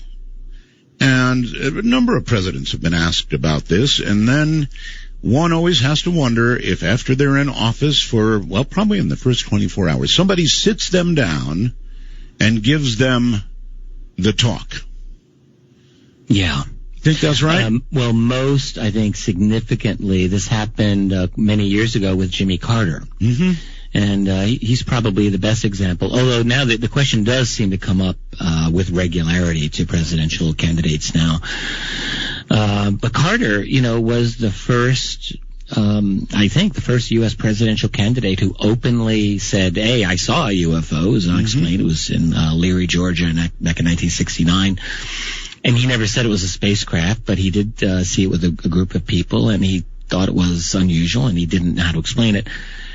And I think wisely, he was just very open about it, and he didn't really catch any media grief over it, like Dennis Kucinich did years and years later. Mm-hmm. But Carter did, because of this open attitude, he was asked, and he said, yeah, look, if I have an opportunity to declassify UFO files, he said, as long as it does not affect national security, and that was a big caveat. He said, sure is. But he added, yes, I would do it. And one of the big stories of Jimmy Carter's first year as president, and it's kind of a forgotten story, but it's important. People like your guest last night, Grant Cameron, wrote about it, and I also wrote about it in one of my books. The year 1977 was his first year as president, and this was a year that thousands and thousands of letters came to the White House from constituents, citizens, who talked about their UFO sightings and asked President Carter to end secrecy on UFOs. They were getting mailbag after mailbag of letters coming into the White House, all in the spring and summer of 1977. This is an incredible thing. Thousands of them. And, in fact, How has interest in this subject waned so harshly? Why are so few people interested in this anymore? Carter, as far as we can tell, did, I guess we could say, carefully or tentatively look into the possibility of having a federal agency kind of resume the job of the old Project Blue Book, which was what the Air Force had in the 50s and 60s to investigate UFOs. And he was looking at the possibility of NASA taking on that role. And what we can now see very clearly is that NASA, with the CIA standing right behind them, said, no, we're not going to be doing this. No way in hell, not ever, not a chance. And, I mean, they were just saying this to the president. The other thing that I can say about Carter, you asked about, did he have a sit-down where he was briefed, and I think the answer to that is yes. And one thing that I mentioned in one of my books, AD After Disclosure, was a story that came to me from, this is one of my few anonymous deep throat sources, and I hate having to rely on such people, but the fact is that I'm not allowed to use this man's name. What I can say is that he was high-level CIA, and he is an absolutely brilliant man. I know him somewhat well. I've had some long conversations with him, and he and I share another very close mutual friend. All I can say is this guy knows a number of former U.S. presidents and former directors of the CIA and former secretaries of defense on a first-name basis. Okay. I asked him on one occasion, what do presidents know about UFOs? And his short answer was, well, some know more than others. And then his long answer, he got into some specifics. And the Jimmy Carter story that he knew was as follows. In June of 1977, he said to me, Carter was briefed on the matter of UFOs/extraterrestrials. He was briefed in June of that year. This is according to this man. Now, the man was not present at the briefing. He said he does know, and he was very careful in how he qualified all of this, but he said at the end of the briefing, Carter was seen at his desk, head in hands, elbows on the desk, right, sobbing. Right. That was the story as it came to me, and all I can tell you is that well, I believe the man who told me the story, and the day will come when I'll give his name up, but right now I just don't feel that I can. So, I mean, if I put that together along with everything else that I know, what I'm guessing is that Carter was told something really devastating about this. Now, it could be any number of things. Like, A, they're here to put us in their cookbook, or here they're here and they're never going to be able to control them, or we've got an extra governmental agency controlling, and if you talk, we'll kill you and your family. Who knows what they said to him? You've really got to think about it, though, to get a man like Carter sobbing, head in hands. It's got to be really bad. Whatever. I mean, Jimmy Carter was and is an extremely intelligent man. He is, yes. Highly, highly intelligent, and I don't think that he would crack that easily. Something got to him. So, but what we do know on the official record is that by September of 1977, he had basically given up the game. He met with a fellow named Eric Gary, who at the time was prime minister of the little nation of Grenada, which was a country that America invaded under the Reagan years. In the late 70s, Gary was the prime minister, and he was a UFO witness himself, and he had this, he was the gung-ho guy at the time who wanted the United Nations to officially recognize UFOs and have a study group. And Gary was getting attention. So Carter met with him in September of 1977. We know this, and we don't know everything that was said. But after that, basically, the U.S. policy on the Grenada Initiative was essentially to kill it. U.S. and Britain subverted it, so that never went anywhere. So I think what happened is that Carter got himself into a position where he probably didn't realize just how deep into it he had stepped, and I think was briefed in the middle of the year and realized, oh man, I cannot go forward with this. Can you even imagine if you were given that talk, that briefing, what could be bad enough to cause you to begin to shed tears? I can imagine. I have a couple of these stories, actually, not simply of presidents, but of undersecretaries and other individuals who talked, and the stories became known to me. But what would be said is, well, you know, another one came to Ben Rich, by the way, who was the head of Lockheed Skunk Works, from Kelly Johnson, supposedly. This was told to Rich as his third hand. But Kelly Johnson said the same thing to Rich, which was like, you know, the truth on this is awful, horrible, terrifying. The public can never know. It's that bad.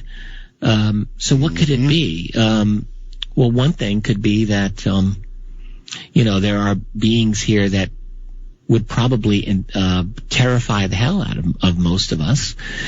You know, you mentioned Whitley Strieber a couple of times. I know Whitley fairly well, too. And one of the most salient things that Whitley said about these other beings, in my opinion anyway, was just how not up to speed we are in dealing with them. You know, he said, like, when you're dealing mind to mind with these beings, it's almost like your soul is stripped naked, like you're just not able to connect. I mean, you're like a cowering dog in front of a frightening human being. So his opinion is that we just don't have the capacity to deal with these other beings. And what if that's true? How could we, as a species, as a civilization, relate to them when their very presence kind of disrupts our field, as it were, or disrupts our mind? I actually had a way we can deal with it. I actually had Whitley break into tears. That's interesting. So maybe it's not even necessarily that the knowledge that the presidents are receiving, it's the manner in which they receive it.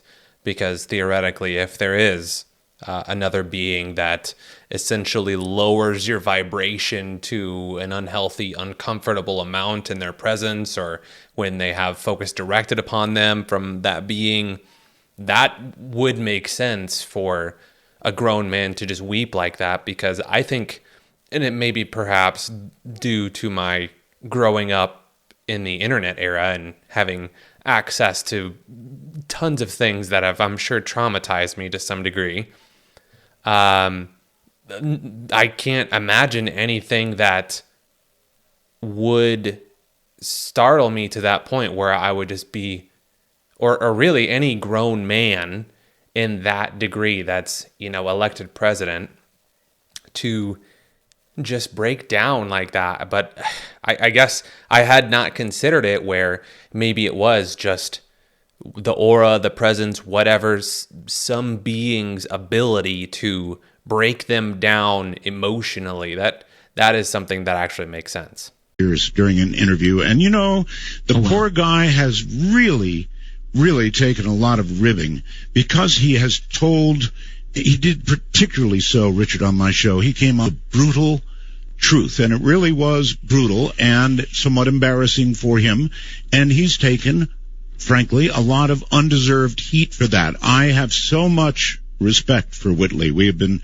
very close friends, and the way he played it, the truth he told, caused me to I get very angry with the people who do that to him. They should read his work because he's one of the most thoughtful people out there. I mean, aside from anything else he has to say, he's actually one of the deep thinkers in this field that we really need. Yes, sir. I've got a break here. We'll be right back.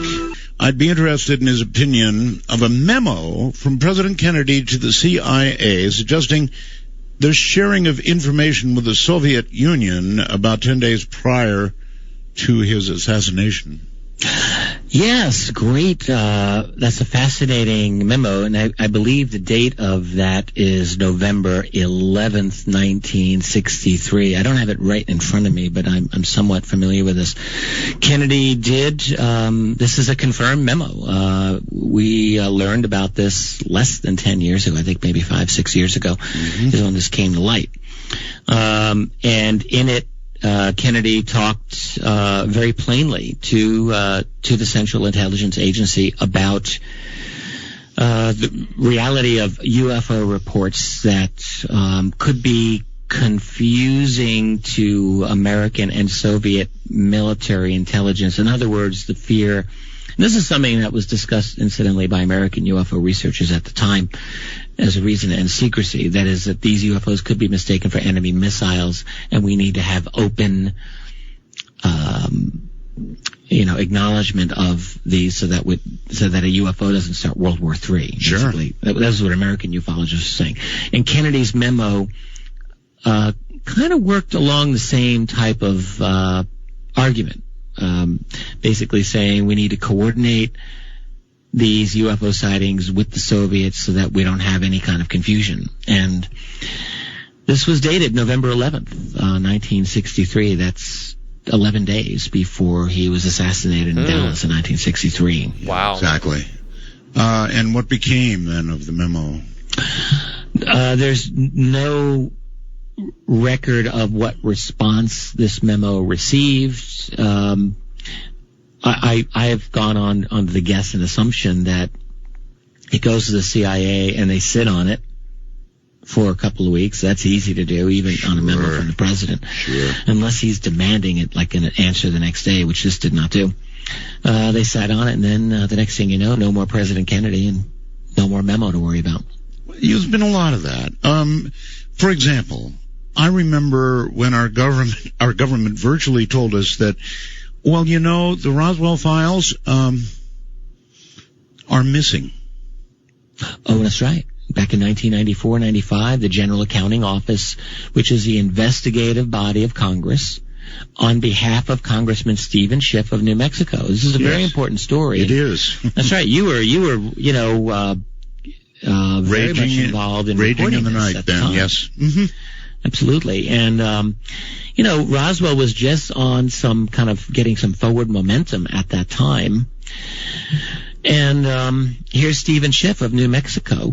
By the way, he was working to some extent with Don Schmidt, who we were talking about earlier, Right. on that matter. And Schiff said, look, this is a legitimate issue to look into to see if there's anything that we can learn about it. And he asked for records of the Roswell Army Airfield from 1947, any communications to and from the base, and these should be available through Freedom of Information. And in fact, before he even asked the GAO to investigate, he went to the Air Force, and they told him some expletives and basically said, "Go bleep in your hat." That's a direct quote.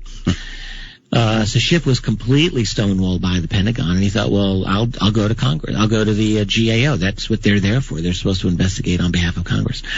And they said they would try. And they did try. And what they found was that the communication records pertaining to Roswell Army Airfield from, I think, late 1946 into early 1948 or 49, I have to look up my records, were missing. They were gone. And that there was no explanation as to why they were missing, and they should not legally have been missing. But that specific period of time, those records, all of them were gone. And these are records that really would have shed important light on what happened in Roswell in the summer of 1947. So, yeah, you've got obvious obstruction here, and they just get away with it. Yeah, well, that was going to be my next question. How do they get away with just saying, I'm sorry, they're missing? I think they get away with it, Art, because we live in a society we call a republic. We call it a democracy, but it's really not what it is. And I think as the years go by, the decades go by, those people who wield the power become more and more arrogant in their handling of it. And I think they realize that there really are not repercussions for what they say and what they do. I mean, we talked earlier about narco trafficking. It's not just me who believes that narco trafficking is deeply involved in the U.S. government. There's a lot of analysis that says this. And there's no repercussions there. There's no repercussions on the criminal banking fraud and the derivatives fraud that goes on. I mean, that's our world. And this is also the world within the United States national security state, as I've come to call it. Again, it's the movie Alien. Remember in the first Alien movie where the creature comes out of the guy's chest? Oh yeah, and he died, and it's a gruesome scene. But that's like us. I mean, you have the old American Republic, which is the dead body, and out of it springs this national security empire that really is the new incarnation of the United States. Well, we live in this world of the 24-hour news cycle.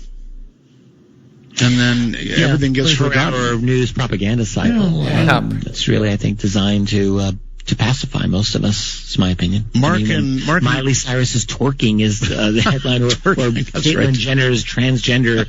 I mean, this is the headline. I think we can see that we're dealing with distractions. I know. Mark. Oh, keyword distractions. There it is. I mean, he hit the nail on the head. All of that was gold. Richard Dolan. Based. Nice. In Pennsylvania, recalls that you interviewed a 77-year-old man facing kidney failure, and he did tell you what he knew about Roswell. Is the man still alive, and what did he tell you? He is still alive. His health, he's been, for the past year or more, been placed into a nursing home because his family's been unable to care for him. This is on YouTube. Anyone can look at it. You can look up on YouTube, they call it Dying CIA Officer Testifies About UFOs. He wasn't a CIA officer. He wasn't even a CIA employee. He worked in U.S. Army signal intelligence in the late 1950s and claimed, and by the way, he was interviewed years ago by Linda Moulton Howe back in the late 90s. Okay.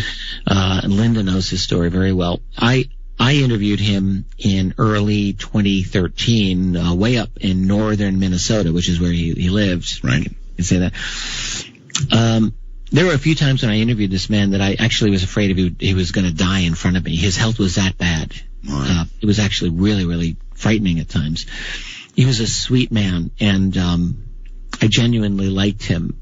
He told a story that is very difficult to prove and really difficult to corroborate. And so for that reason, I'm careful about it to this day. On the other hand, I have a hard time thinking that he was lying to me. And what he said was that back in the late 50s, he was a young man. He was assigned to work underneath a man who was a CIA station chief in the U.S., even though CIA was supposed to be only international. That was never solely true, he said, and they had a U.S. component. And his job was to analyze UFO photographs coming in from overseas. That was his initial job. That morphed into him and his boss being sent supposedly by President Eisenhower to go to what we call Area 51, because Eisenhower, according to the story, was frustrated in his attempts to get information about the ET program that was there, got tired of being stonewalled and said, you guys are going to find out. If you do not find out, I will send in the army to invade the area. That's what this man said to me. Can you imagine? What he claimed is that he went in with his boss, and there were 2 other CIA people with him, accompanied by a local Area 51 officer who gave them a tour. This man said he saw a Roswell craft. Wow. He said he saw, this would be in 1959, a live alien being behind glass that was there, that communicated with him telepathically, briefly. The message, "We mean you no harm." That's according to this man. That's gigantic. I'm sorry, Richard. There is a reason that the legal world gives way more weight to dying declarations, or people who even think they're dying. There's a reason for that. People tend not to lie when they're dying.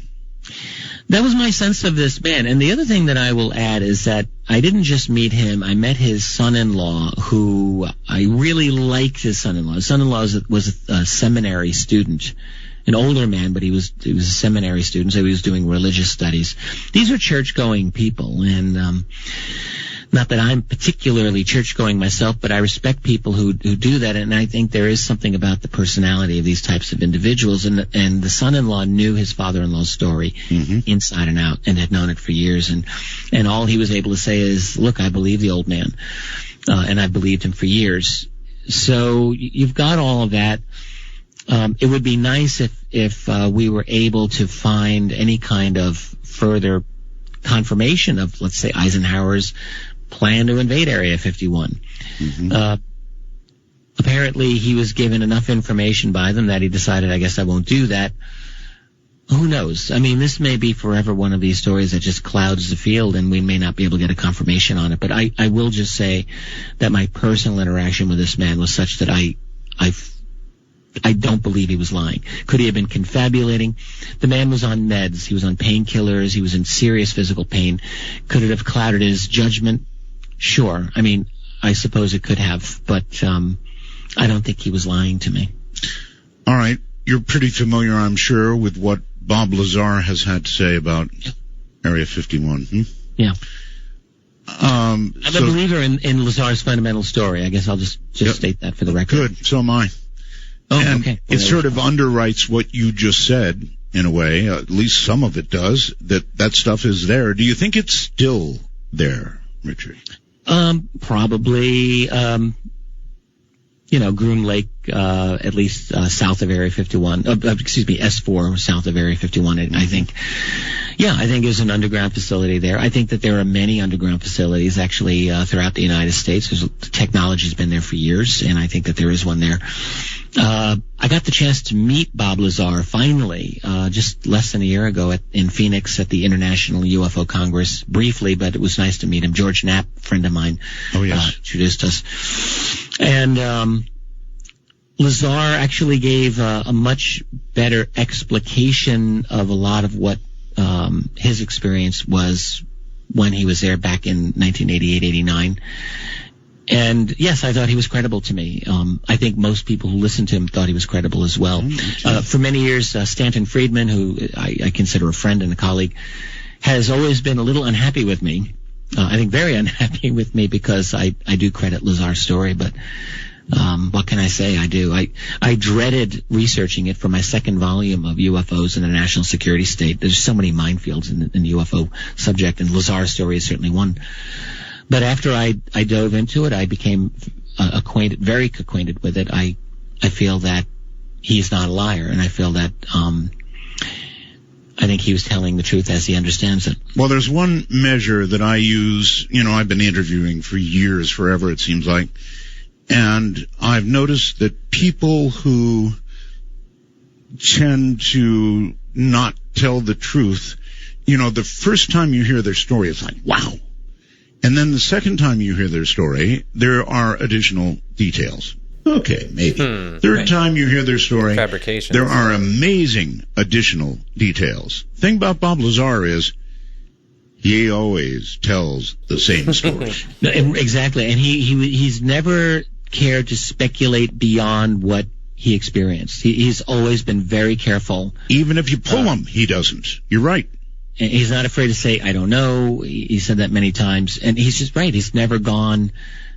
He said that he saw a number of flying discs. He saw what he called the sports model UFO. Mm-hmm. And he is very, very explicit and very particular about it. Well, my feeling is that stuff is still there. It would be hard to move. It would be dangerous to move. Exactly. I agree completely with that. And it's just over the hill from me. You know where I am, right? I can actually look at a mountain range, and it's right over there. And, we say, well, it's the most well-known secret place in the world, but it really is secret. I mean, it's still impossible to get there, basically. Oh. And, when you're underground, you can do anything you want, basically. And I think that's what they do. You bet your life. Literally. If you try to get there. So, and this is part of the really important element of the UFO mystery, which is the secret technology program, of which S4 is a part of, and I'm sure there are other facilities that are part of it. And I really think what they're trying to do, among other things, is weaponize this technology. Yes. I absolutely love the concept of deep underground military bases, like they're talking about, DUMBs as they call them. That concept it's so cool to me. The idea that there are, because it goes hand in hand with hidden technology, and I'm surprised they're not mentioning it at all. But also, underground high-speed travel is also another commonly heard conspiracy, and I absolutely think that it also goes hand in hand with it, and it would explain a lot. Whether it's electromagnetic weapons or electro-low frequency or high-powered microwaves or propulsion technologies or material science. Even mind control, I think, is one of the kinds of technologies that they're trying to weaponize based on their encounter with the UFO phenomenon. I think all of those are part of it. And to the people who have this technology, I think the stakes are very high because, if you're America running a global empire, you can't let any rivals get into the game like Russia or anyone else. So they want those weapons. That's an awfully good question. I guess we know a little bit about our own country and how we've responded and what we don't talk about and what we do talk about. But what about the rest of the world? The Soviets, for example, China. Do you think they have had encounters that rival the things that have occurred here? I think it's entirely possible. I think the Russians certainly have. I guess I'll just take the opportunity to plug a book I'm about to publish by two authors. One is a Russian named, he's anglicized, named Paul Stonehill, and Philip Mann. I bet you Putin knows a lot. You can think what you will about the country and the man himself, but I bet you he knows some stuff. An UK author, and they're doing a book on Russian USOs, unidentified submersible objects, and this is, I think, the first ever study of this, and I'll have it out probably by the fall. But the fact is that the Russians have a long history of spectacular encounters with UFOs, and during the breakup of the Soviet Union, we learned a lot about them. This was the real moment in Russian history where information came out. It was like their version of freedom of information. Right. And KGB files became available and much more. So we know that there were some serious military encounters, and they may have had their own versions of Roswell at places like Dalnogorsk in 1986 and a few others. So, yeah, I think that it's very likely that they have their own knowledge of this program, and they may share or not share to some degree with the United States. That's a question I don't know the answer to. Chinese, probably the same thing. There was a story that came to me by a fellow named Scott Jones. He's still alive, retired Navy pilot, and was a former aide to this Rhode Island Senator Claiborne Pell, who is very interested in UFOs for years, kept it very quiet. Scott Jones, on behalf of Pell, one time went to China. This is early 90s. Mm-hmm. This is like before China went through their own major industrial revolution. But one of the reasons he actually went was to get a sense of Chinese UFO research, believe it or not, and he was impressed. He said they had a lot of PhDs, a lot of smart people doing sophisticated work, and he said, you guys are way ahead of anything that I'm aware of in American civilian UFO research. What are you waiting for? And the answer that came to him is they said, we're waiting for the U.S. to take the lead on this. Really? That's what Jones said to me and probably to other people. That's early 90s. Now, who knows what the situation is today? I think Russia and China are wild cards in this. I speculate that I don't think that they have a real motivation any more than America to give up the UFO secret, but you never know. I think the real problem that any of these nations have in giving up the secret is oil. Oil. You give up the secret, you say, yes, some of these UFOs actually are not ours. They are using revolutionary technology. One of the first questions that's going to be out of the gate is, well, what's their source of energy? It's obviously not high-octane petroleum. Right.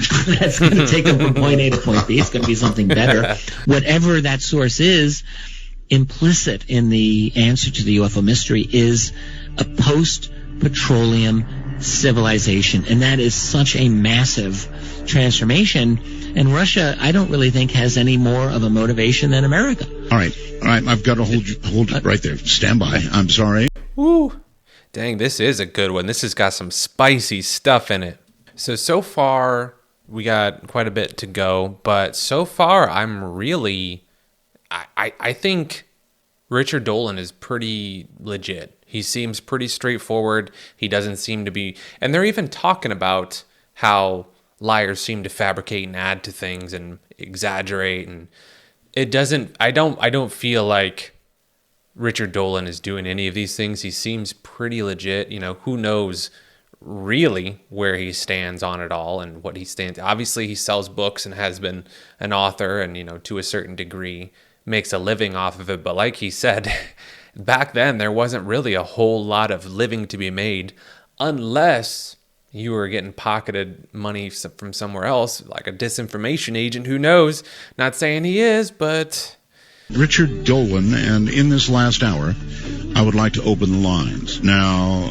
If I were to finalize any of my thoughts on the subject before we hit the phones, I would just say I think the UFO subject really does constitute the greatest mystery of our time. I've been saying this for a while lately. I really believe it's true, and I say it because I think it affects every facet of human civilization that really matters, and our politics, our science, who we are existentially. That is, what are human beings vis-a-vis any other beings that are here looking at us.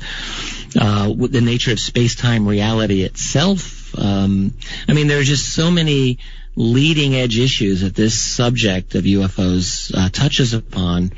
And the fact that it gets really no love from the establishment media tells me that there's something very, very significant going on. You've got this very important topic, and it is absolutely forbidden to this day to get a serious hearing on the mainstream.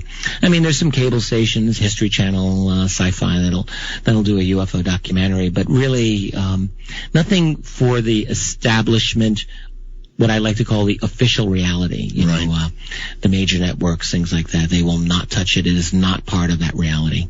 All right. And that's a problem. All right. Let's do it. Baton Rouge, Louisiana. Wow. You're on the air. Hello. Hello. Can you hear me? Yes, I hear you. Who is this? Who were you expecting? This is Art Bell. Richard Dolan is my guest.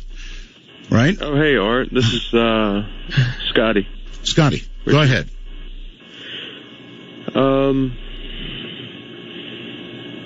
Wow, I'm surprised I actually got on air. I didn't expect it. Well, when you're dialing, you should be prepared to, do something, like ask a question. Jeez. You know what happens to people? They freeze. They actually get through. Yeah, I do too. Just laughing, yeah. They're not ready, and they freeze. Richard Dolan, you related to James Dolan? Not to my knowledge. Who is James Dolan? I believe he's part owner of the Knicks, right? Oh, gosh. Yeah, I wish that would be nice. Hey, you're talking about ufology, right? Yes. You're a UFO guy?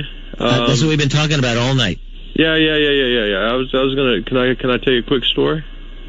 All right. Let's try Kurt on Skype. Hello, Kurt. You're on with Richard Dolan. No way. Yes way. Oh my goodness. Oh my goodness. Oh shoot. Oh. Okay, go ahead.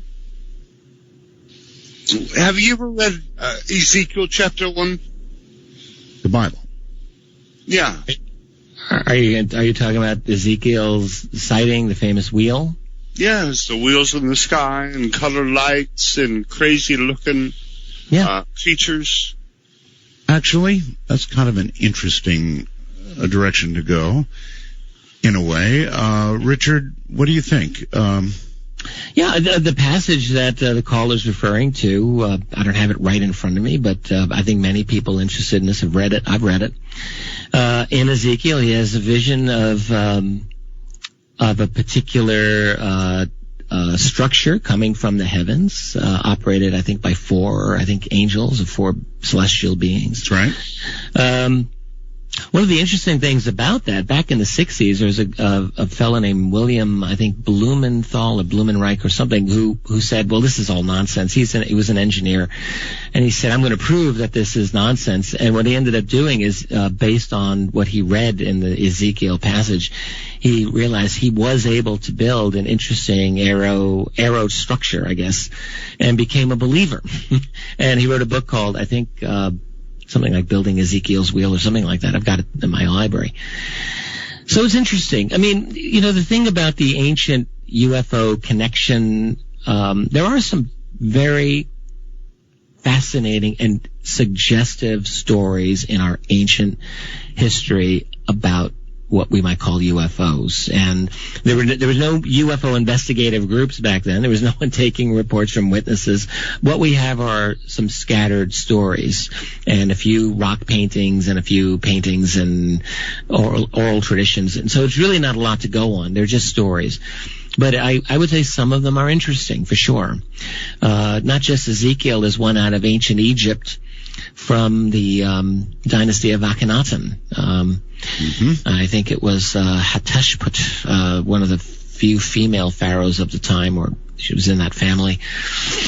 And there was a case of a star-like or a sun-like object appearing for several days and terrifying the Egyptians, and they made offerings to it, and no one really figured this out. There's a Russian case from the 17th century that has been written about by a number of people, including Jacques Vallée, 1663, in which in a remote village, people were terrified to see this object come over their village, leave, then come back. It was a bright, burning kind of thing. It killed the fish, burned people. It seemed to be intelligently controlled, and it was written about, and it was found in the records of a monastery in the year 1800, and it was just this forgotten story. And there's a number of these types of things, and the question is, what are they? The Vatican has been saying interesting things, more sort of progressively more interesting things about the possibility of life elsewhere.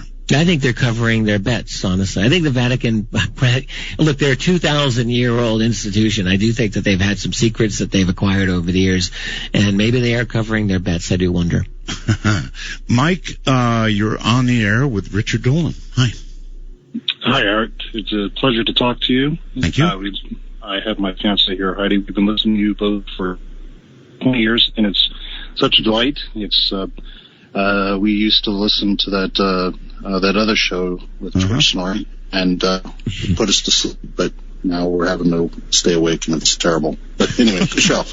Nevertheless, our question is with regards to Bob Lazar. Yes. And he has a pretty amazing story for what it sounds like. But when we have Stan Freeman, who calls him a fraud, I was wondering what both you, Art, and I know you've interviewed Bob in the past, and Mr. Dolan, what do you think about Bob Lazar and his story and his credibility? Yeah, we actually just covered that, to be honest with you, and I think his story has a very great deal of credibility with me because I have interviewed him a number of times. The story never changes, and so we did just cover that. You must have missed it. Yeah, and I essentially had the same opinion. Okay. I wrote about Bob Lazar at some length in Volume 2 of UFOs and the National Security State, and I really sweated that one out, by the way.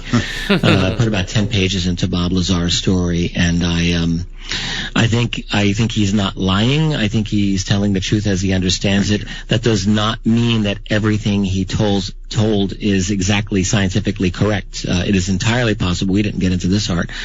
I think it's possible that Bob Lazar was intentionally given some information that may not have been true.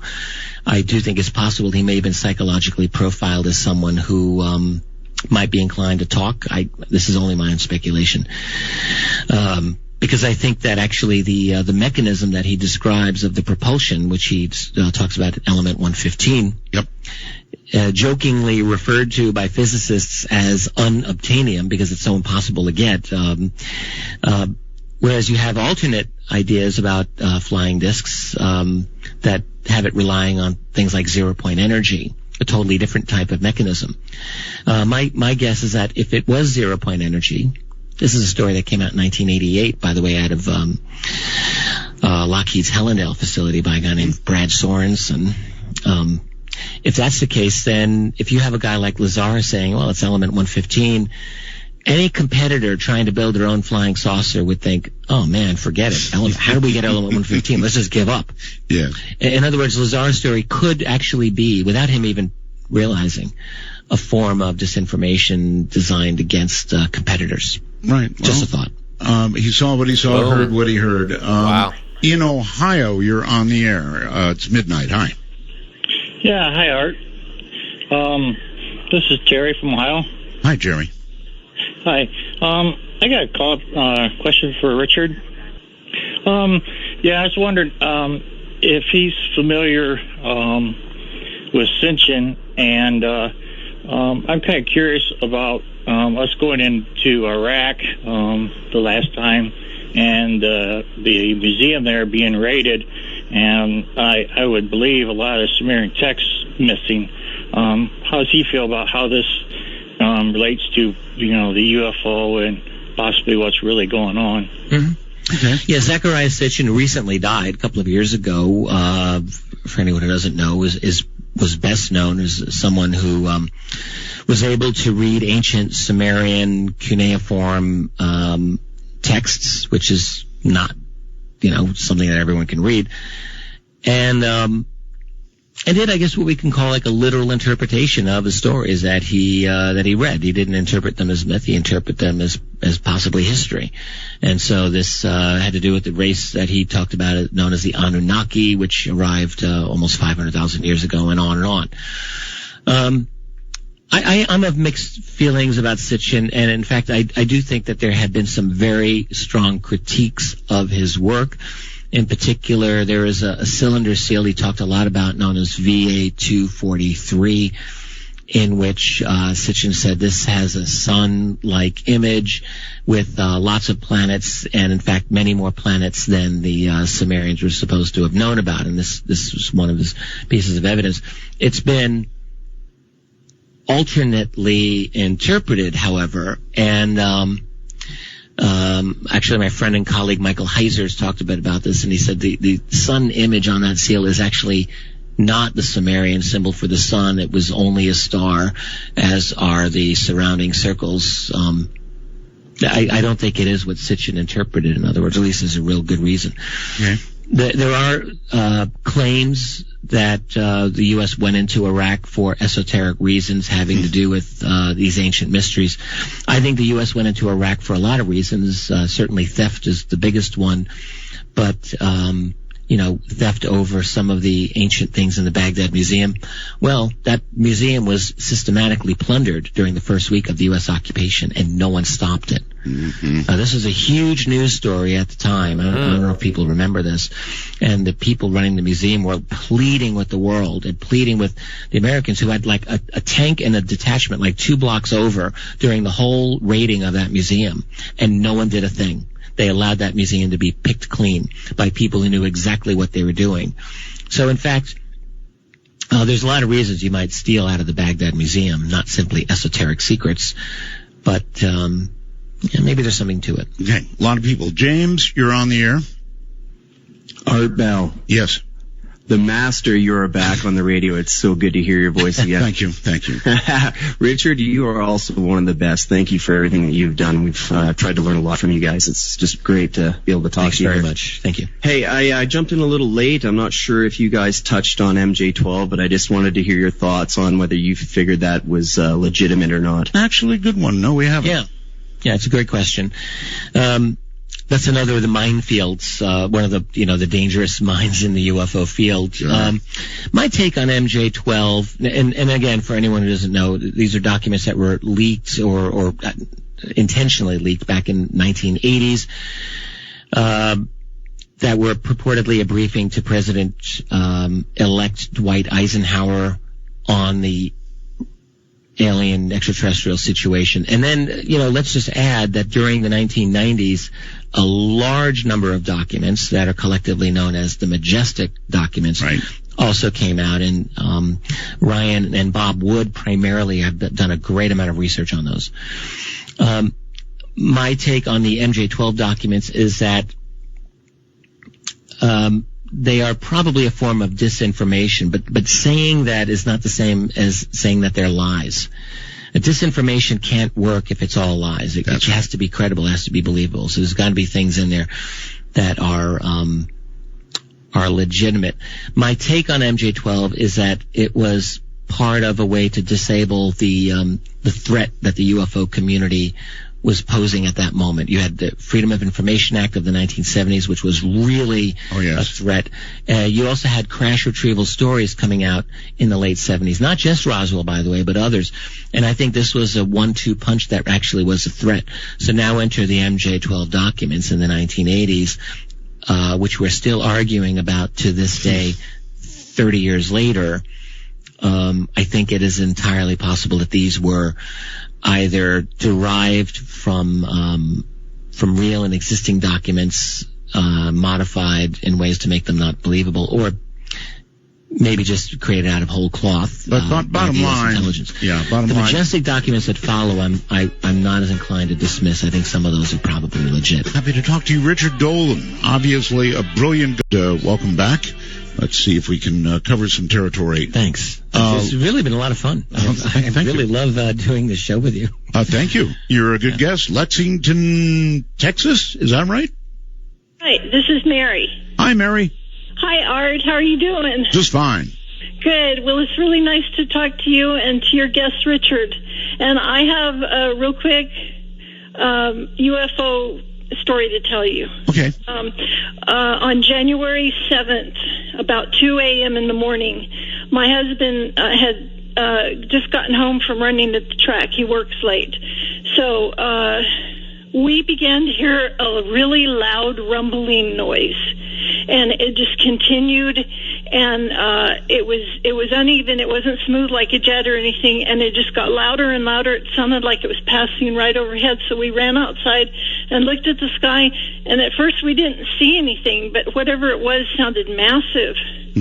And we finally saw lights moving towards the northwest, and there were a couple of white lights that were widely separated, kind of in a vertical line. And my husband, my night vision's not too good, but he said there were some smaller red lights on there. And the noise that it was making was something neither one of us had ever heard before, and he's very interested in aircraft and that sort of thing. Okay, so not a helicopter. No, it was massive, because by the time it got far enough away from us to the northwest, the width of the lights was so large, even from a distance, that it had to be huge. And the closest I can get to the sound, I was listening to different things on YouTube, the closest I can get to the sound was the noise that the mothership made when it came over the mountain in Close Encounters of the Third Kind. Oh, my. Yeah. Mary, did you say where you live or where you were when you saw this? Yes, I live right between Austin and College Station in Lexington, Texas. In Texas, and were you able to see a shape, or was it lights only, or was your husband able to see a shape? No, we just saw shape. We just saw lights, and what was weird was when it seemed right overhead, we couldn't see anything. And that was what was so strange. We didn't really see much of anything until it moved towards the northwest. And it was around 2 a.m. this year, on January 7th. January 7th, about 2 a.m. in the morning.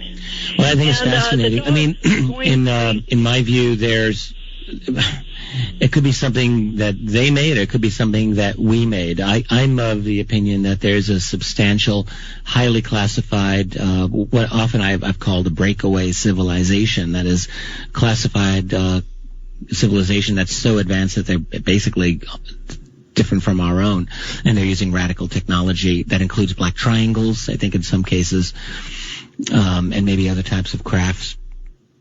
What I would say is that there is a massive infrastructure that is beyond the what we are supposed to be dealing with in our day-to-day life, and that infrastructure, some of it belongs to human beings, and I think some of it does not. There's a lot of activity, and you and your husband, I think, encountered it that night. All right, very quickly. Wow, how fortunate it would be to encounter a UFO quite like that. I feel like most UFO stories are basically, we just saw a light and it flickered and moved away, blah, blah, blah. But to see an entire craft like that, plus most encounters seem to be silent, and this to have a pretty unique sound that she was able to identify, that's pretty interesting. That would be an ideal encounter that I would enjoy experiencing. Nancy, in Lincoln something, you're on the air. Yeah, this is Bill calling from Bellevue, Washington. Oh, it says Nancy, but okay. Okay. I have a question for Richard. Richard, could you comment on the story of President Eisenhower possibly meeting face-to-face with extraterrestrials? And also, could you tell us what you know of what you've heard of a Holloman landing?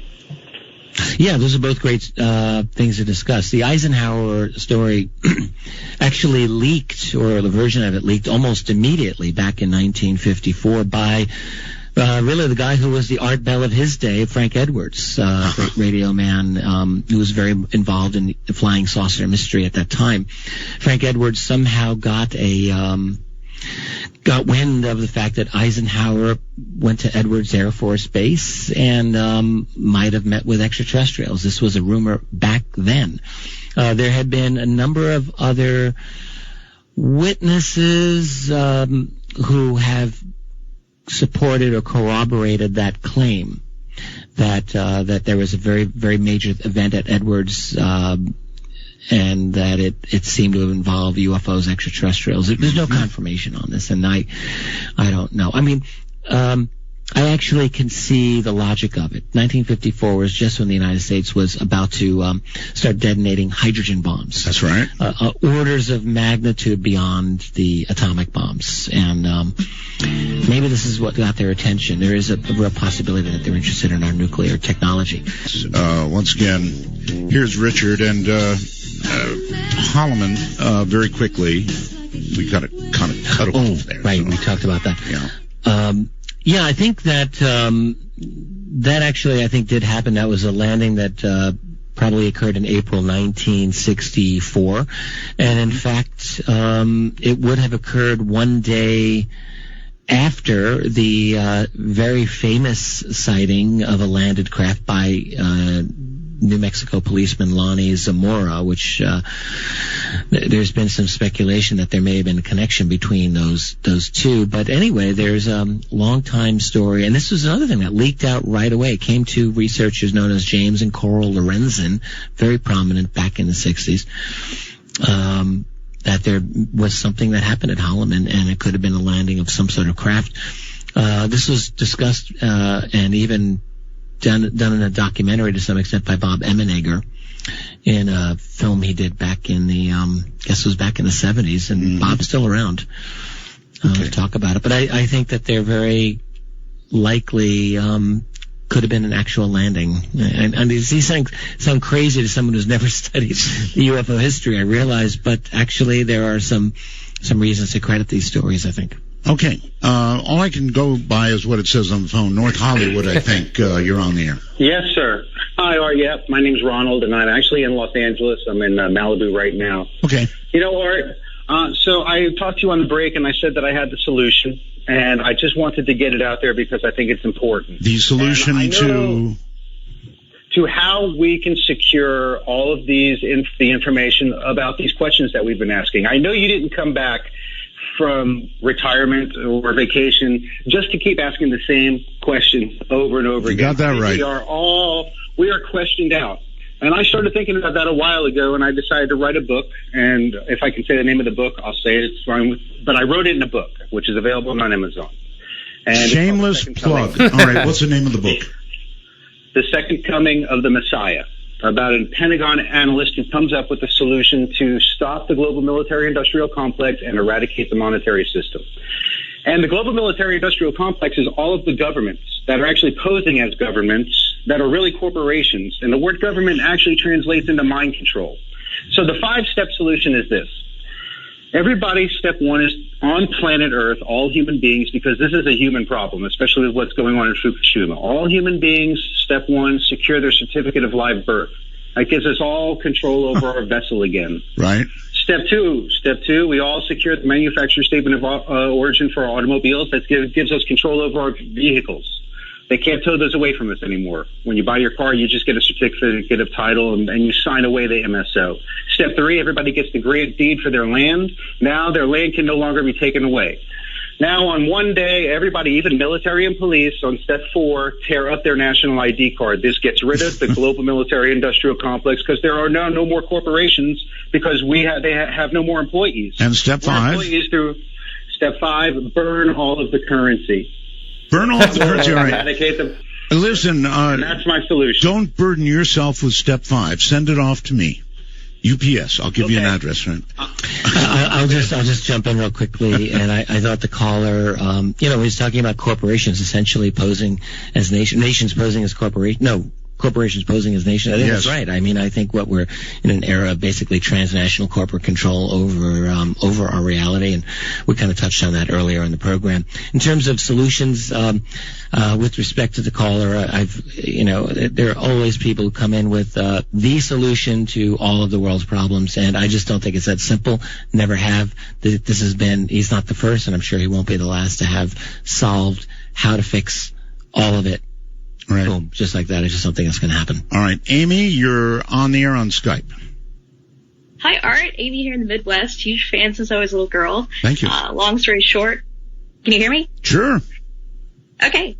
Long story short, now I'm into neuro research, and I hope to be a guest on your show someday, if not replace Leo. Amy, did you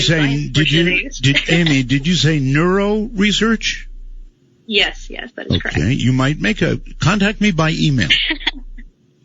Certainly. All right. Just want to make a quick shout out to Chet, Skinny Lazy on Twitter, as well as all of my followers on Haunted Skeptic. Okay. So my question for Richard, perhaps it will speak to your expertise on the subject matter of UFOs and the national security state. You mentioned a lot tonight about disinformation, credibility, NJ-12, and whatnot. According to some sources, your own pathways to disinfo started innocently with your involvement with the alleged Serpo hoax. That's alleged. That's what I've heard. That's what I've read. I've never been connected with Serpo at all. Never. Okay. I was also going to say that I've never had a comment on it. I've never been involved in it. I've never had anything to do with it. Okay. Well, that was going to be my next question. I didn't know whether or not you were aware of your portrayal in Mark Pilkington's book Mirage Men, and I wanted to know basically what you thought of that. And, did he actually connect me to Serpo in that? I wasn't aware that he had done that. Don't quote me on that, but I do think your name did come up in association with that. Well, he interviewed me for that over a decade ago, and I actually do not know what I said for him in that documentary, but I think he did record me over 10 years ago. But I can tell you, I've had no connection whatsoever to Serpo in any remote fashion whatsoever.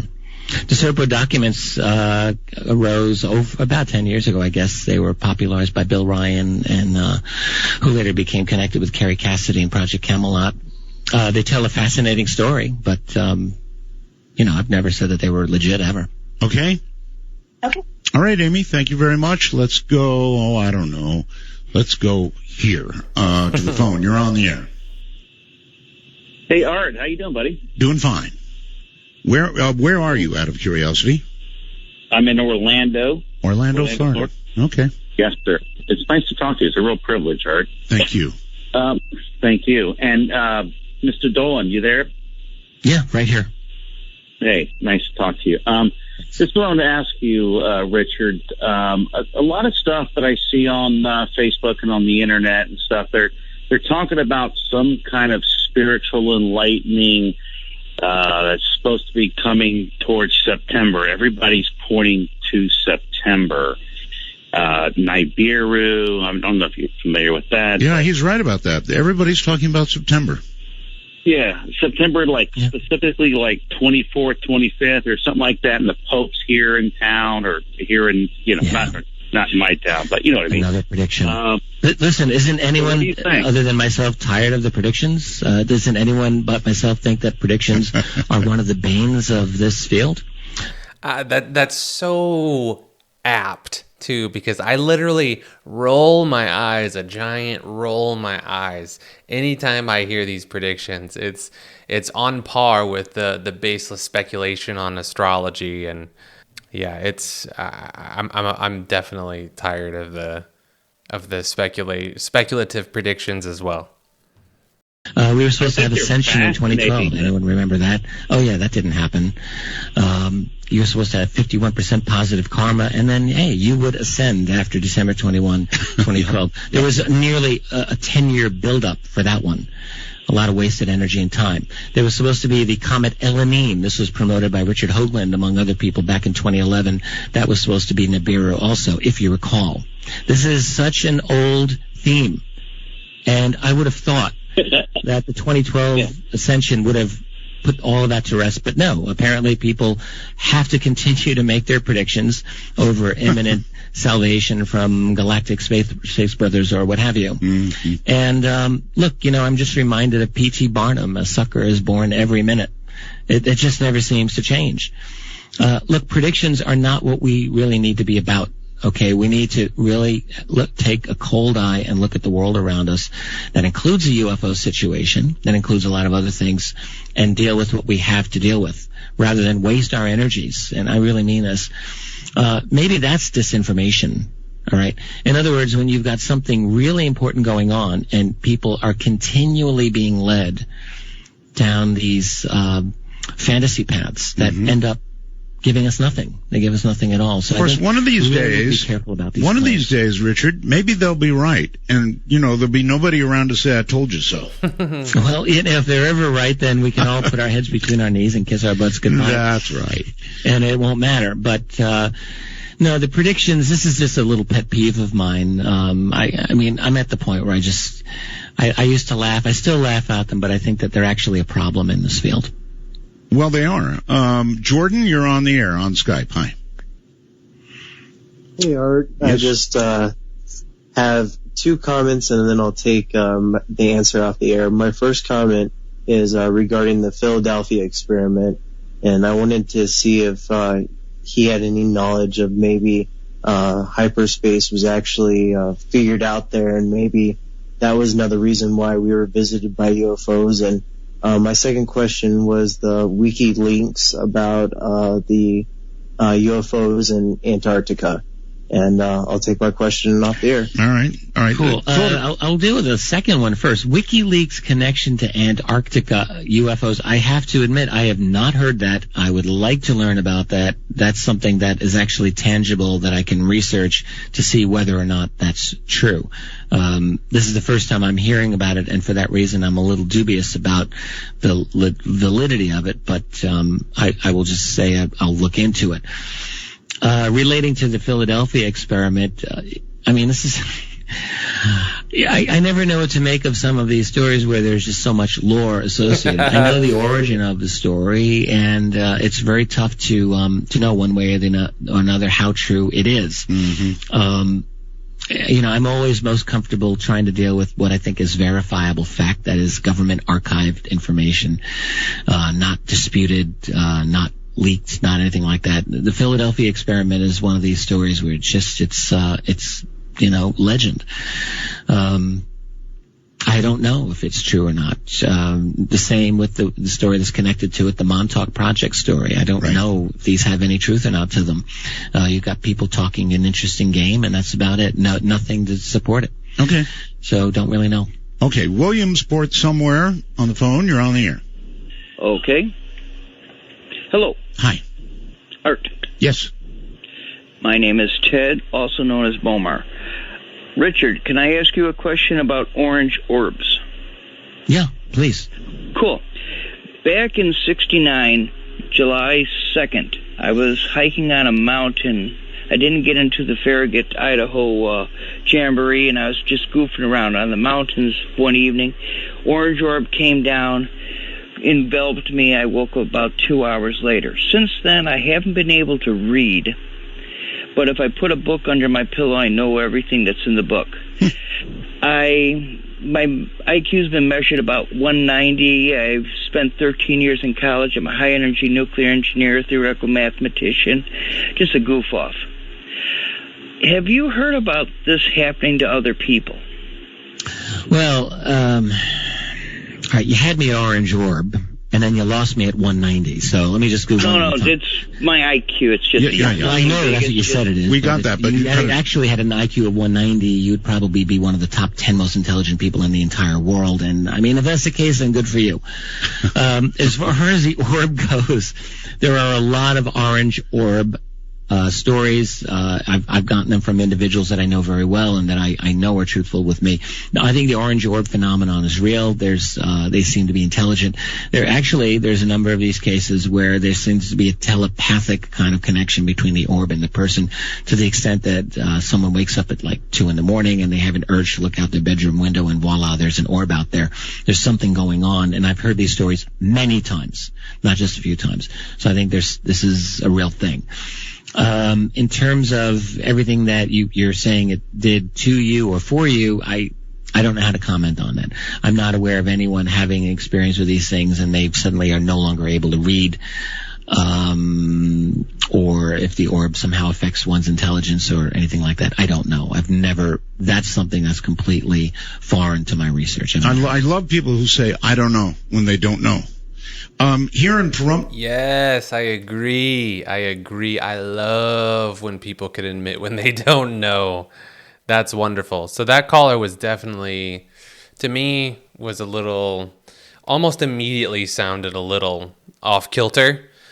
But I definitely respect Dolan for just being forthright. Like, hey, I don't believe you, and me too. Like, just suddenly, I maybe you forget to read, maybe, but then like suddenly gaining like some osmosis where you can put a book under a pillow and somehow upload that information to your brain.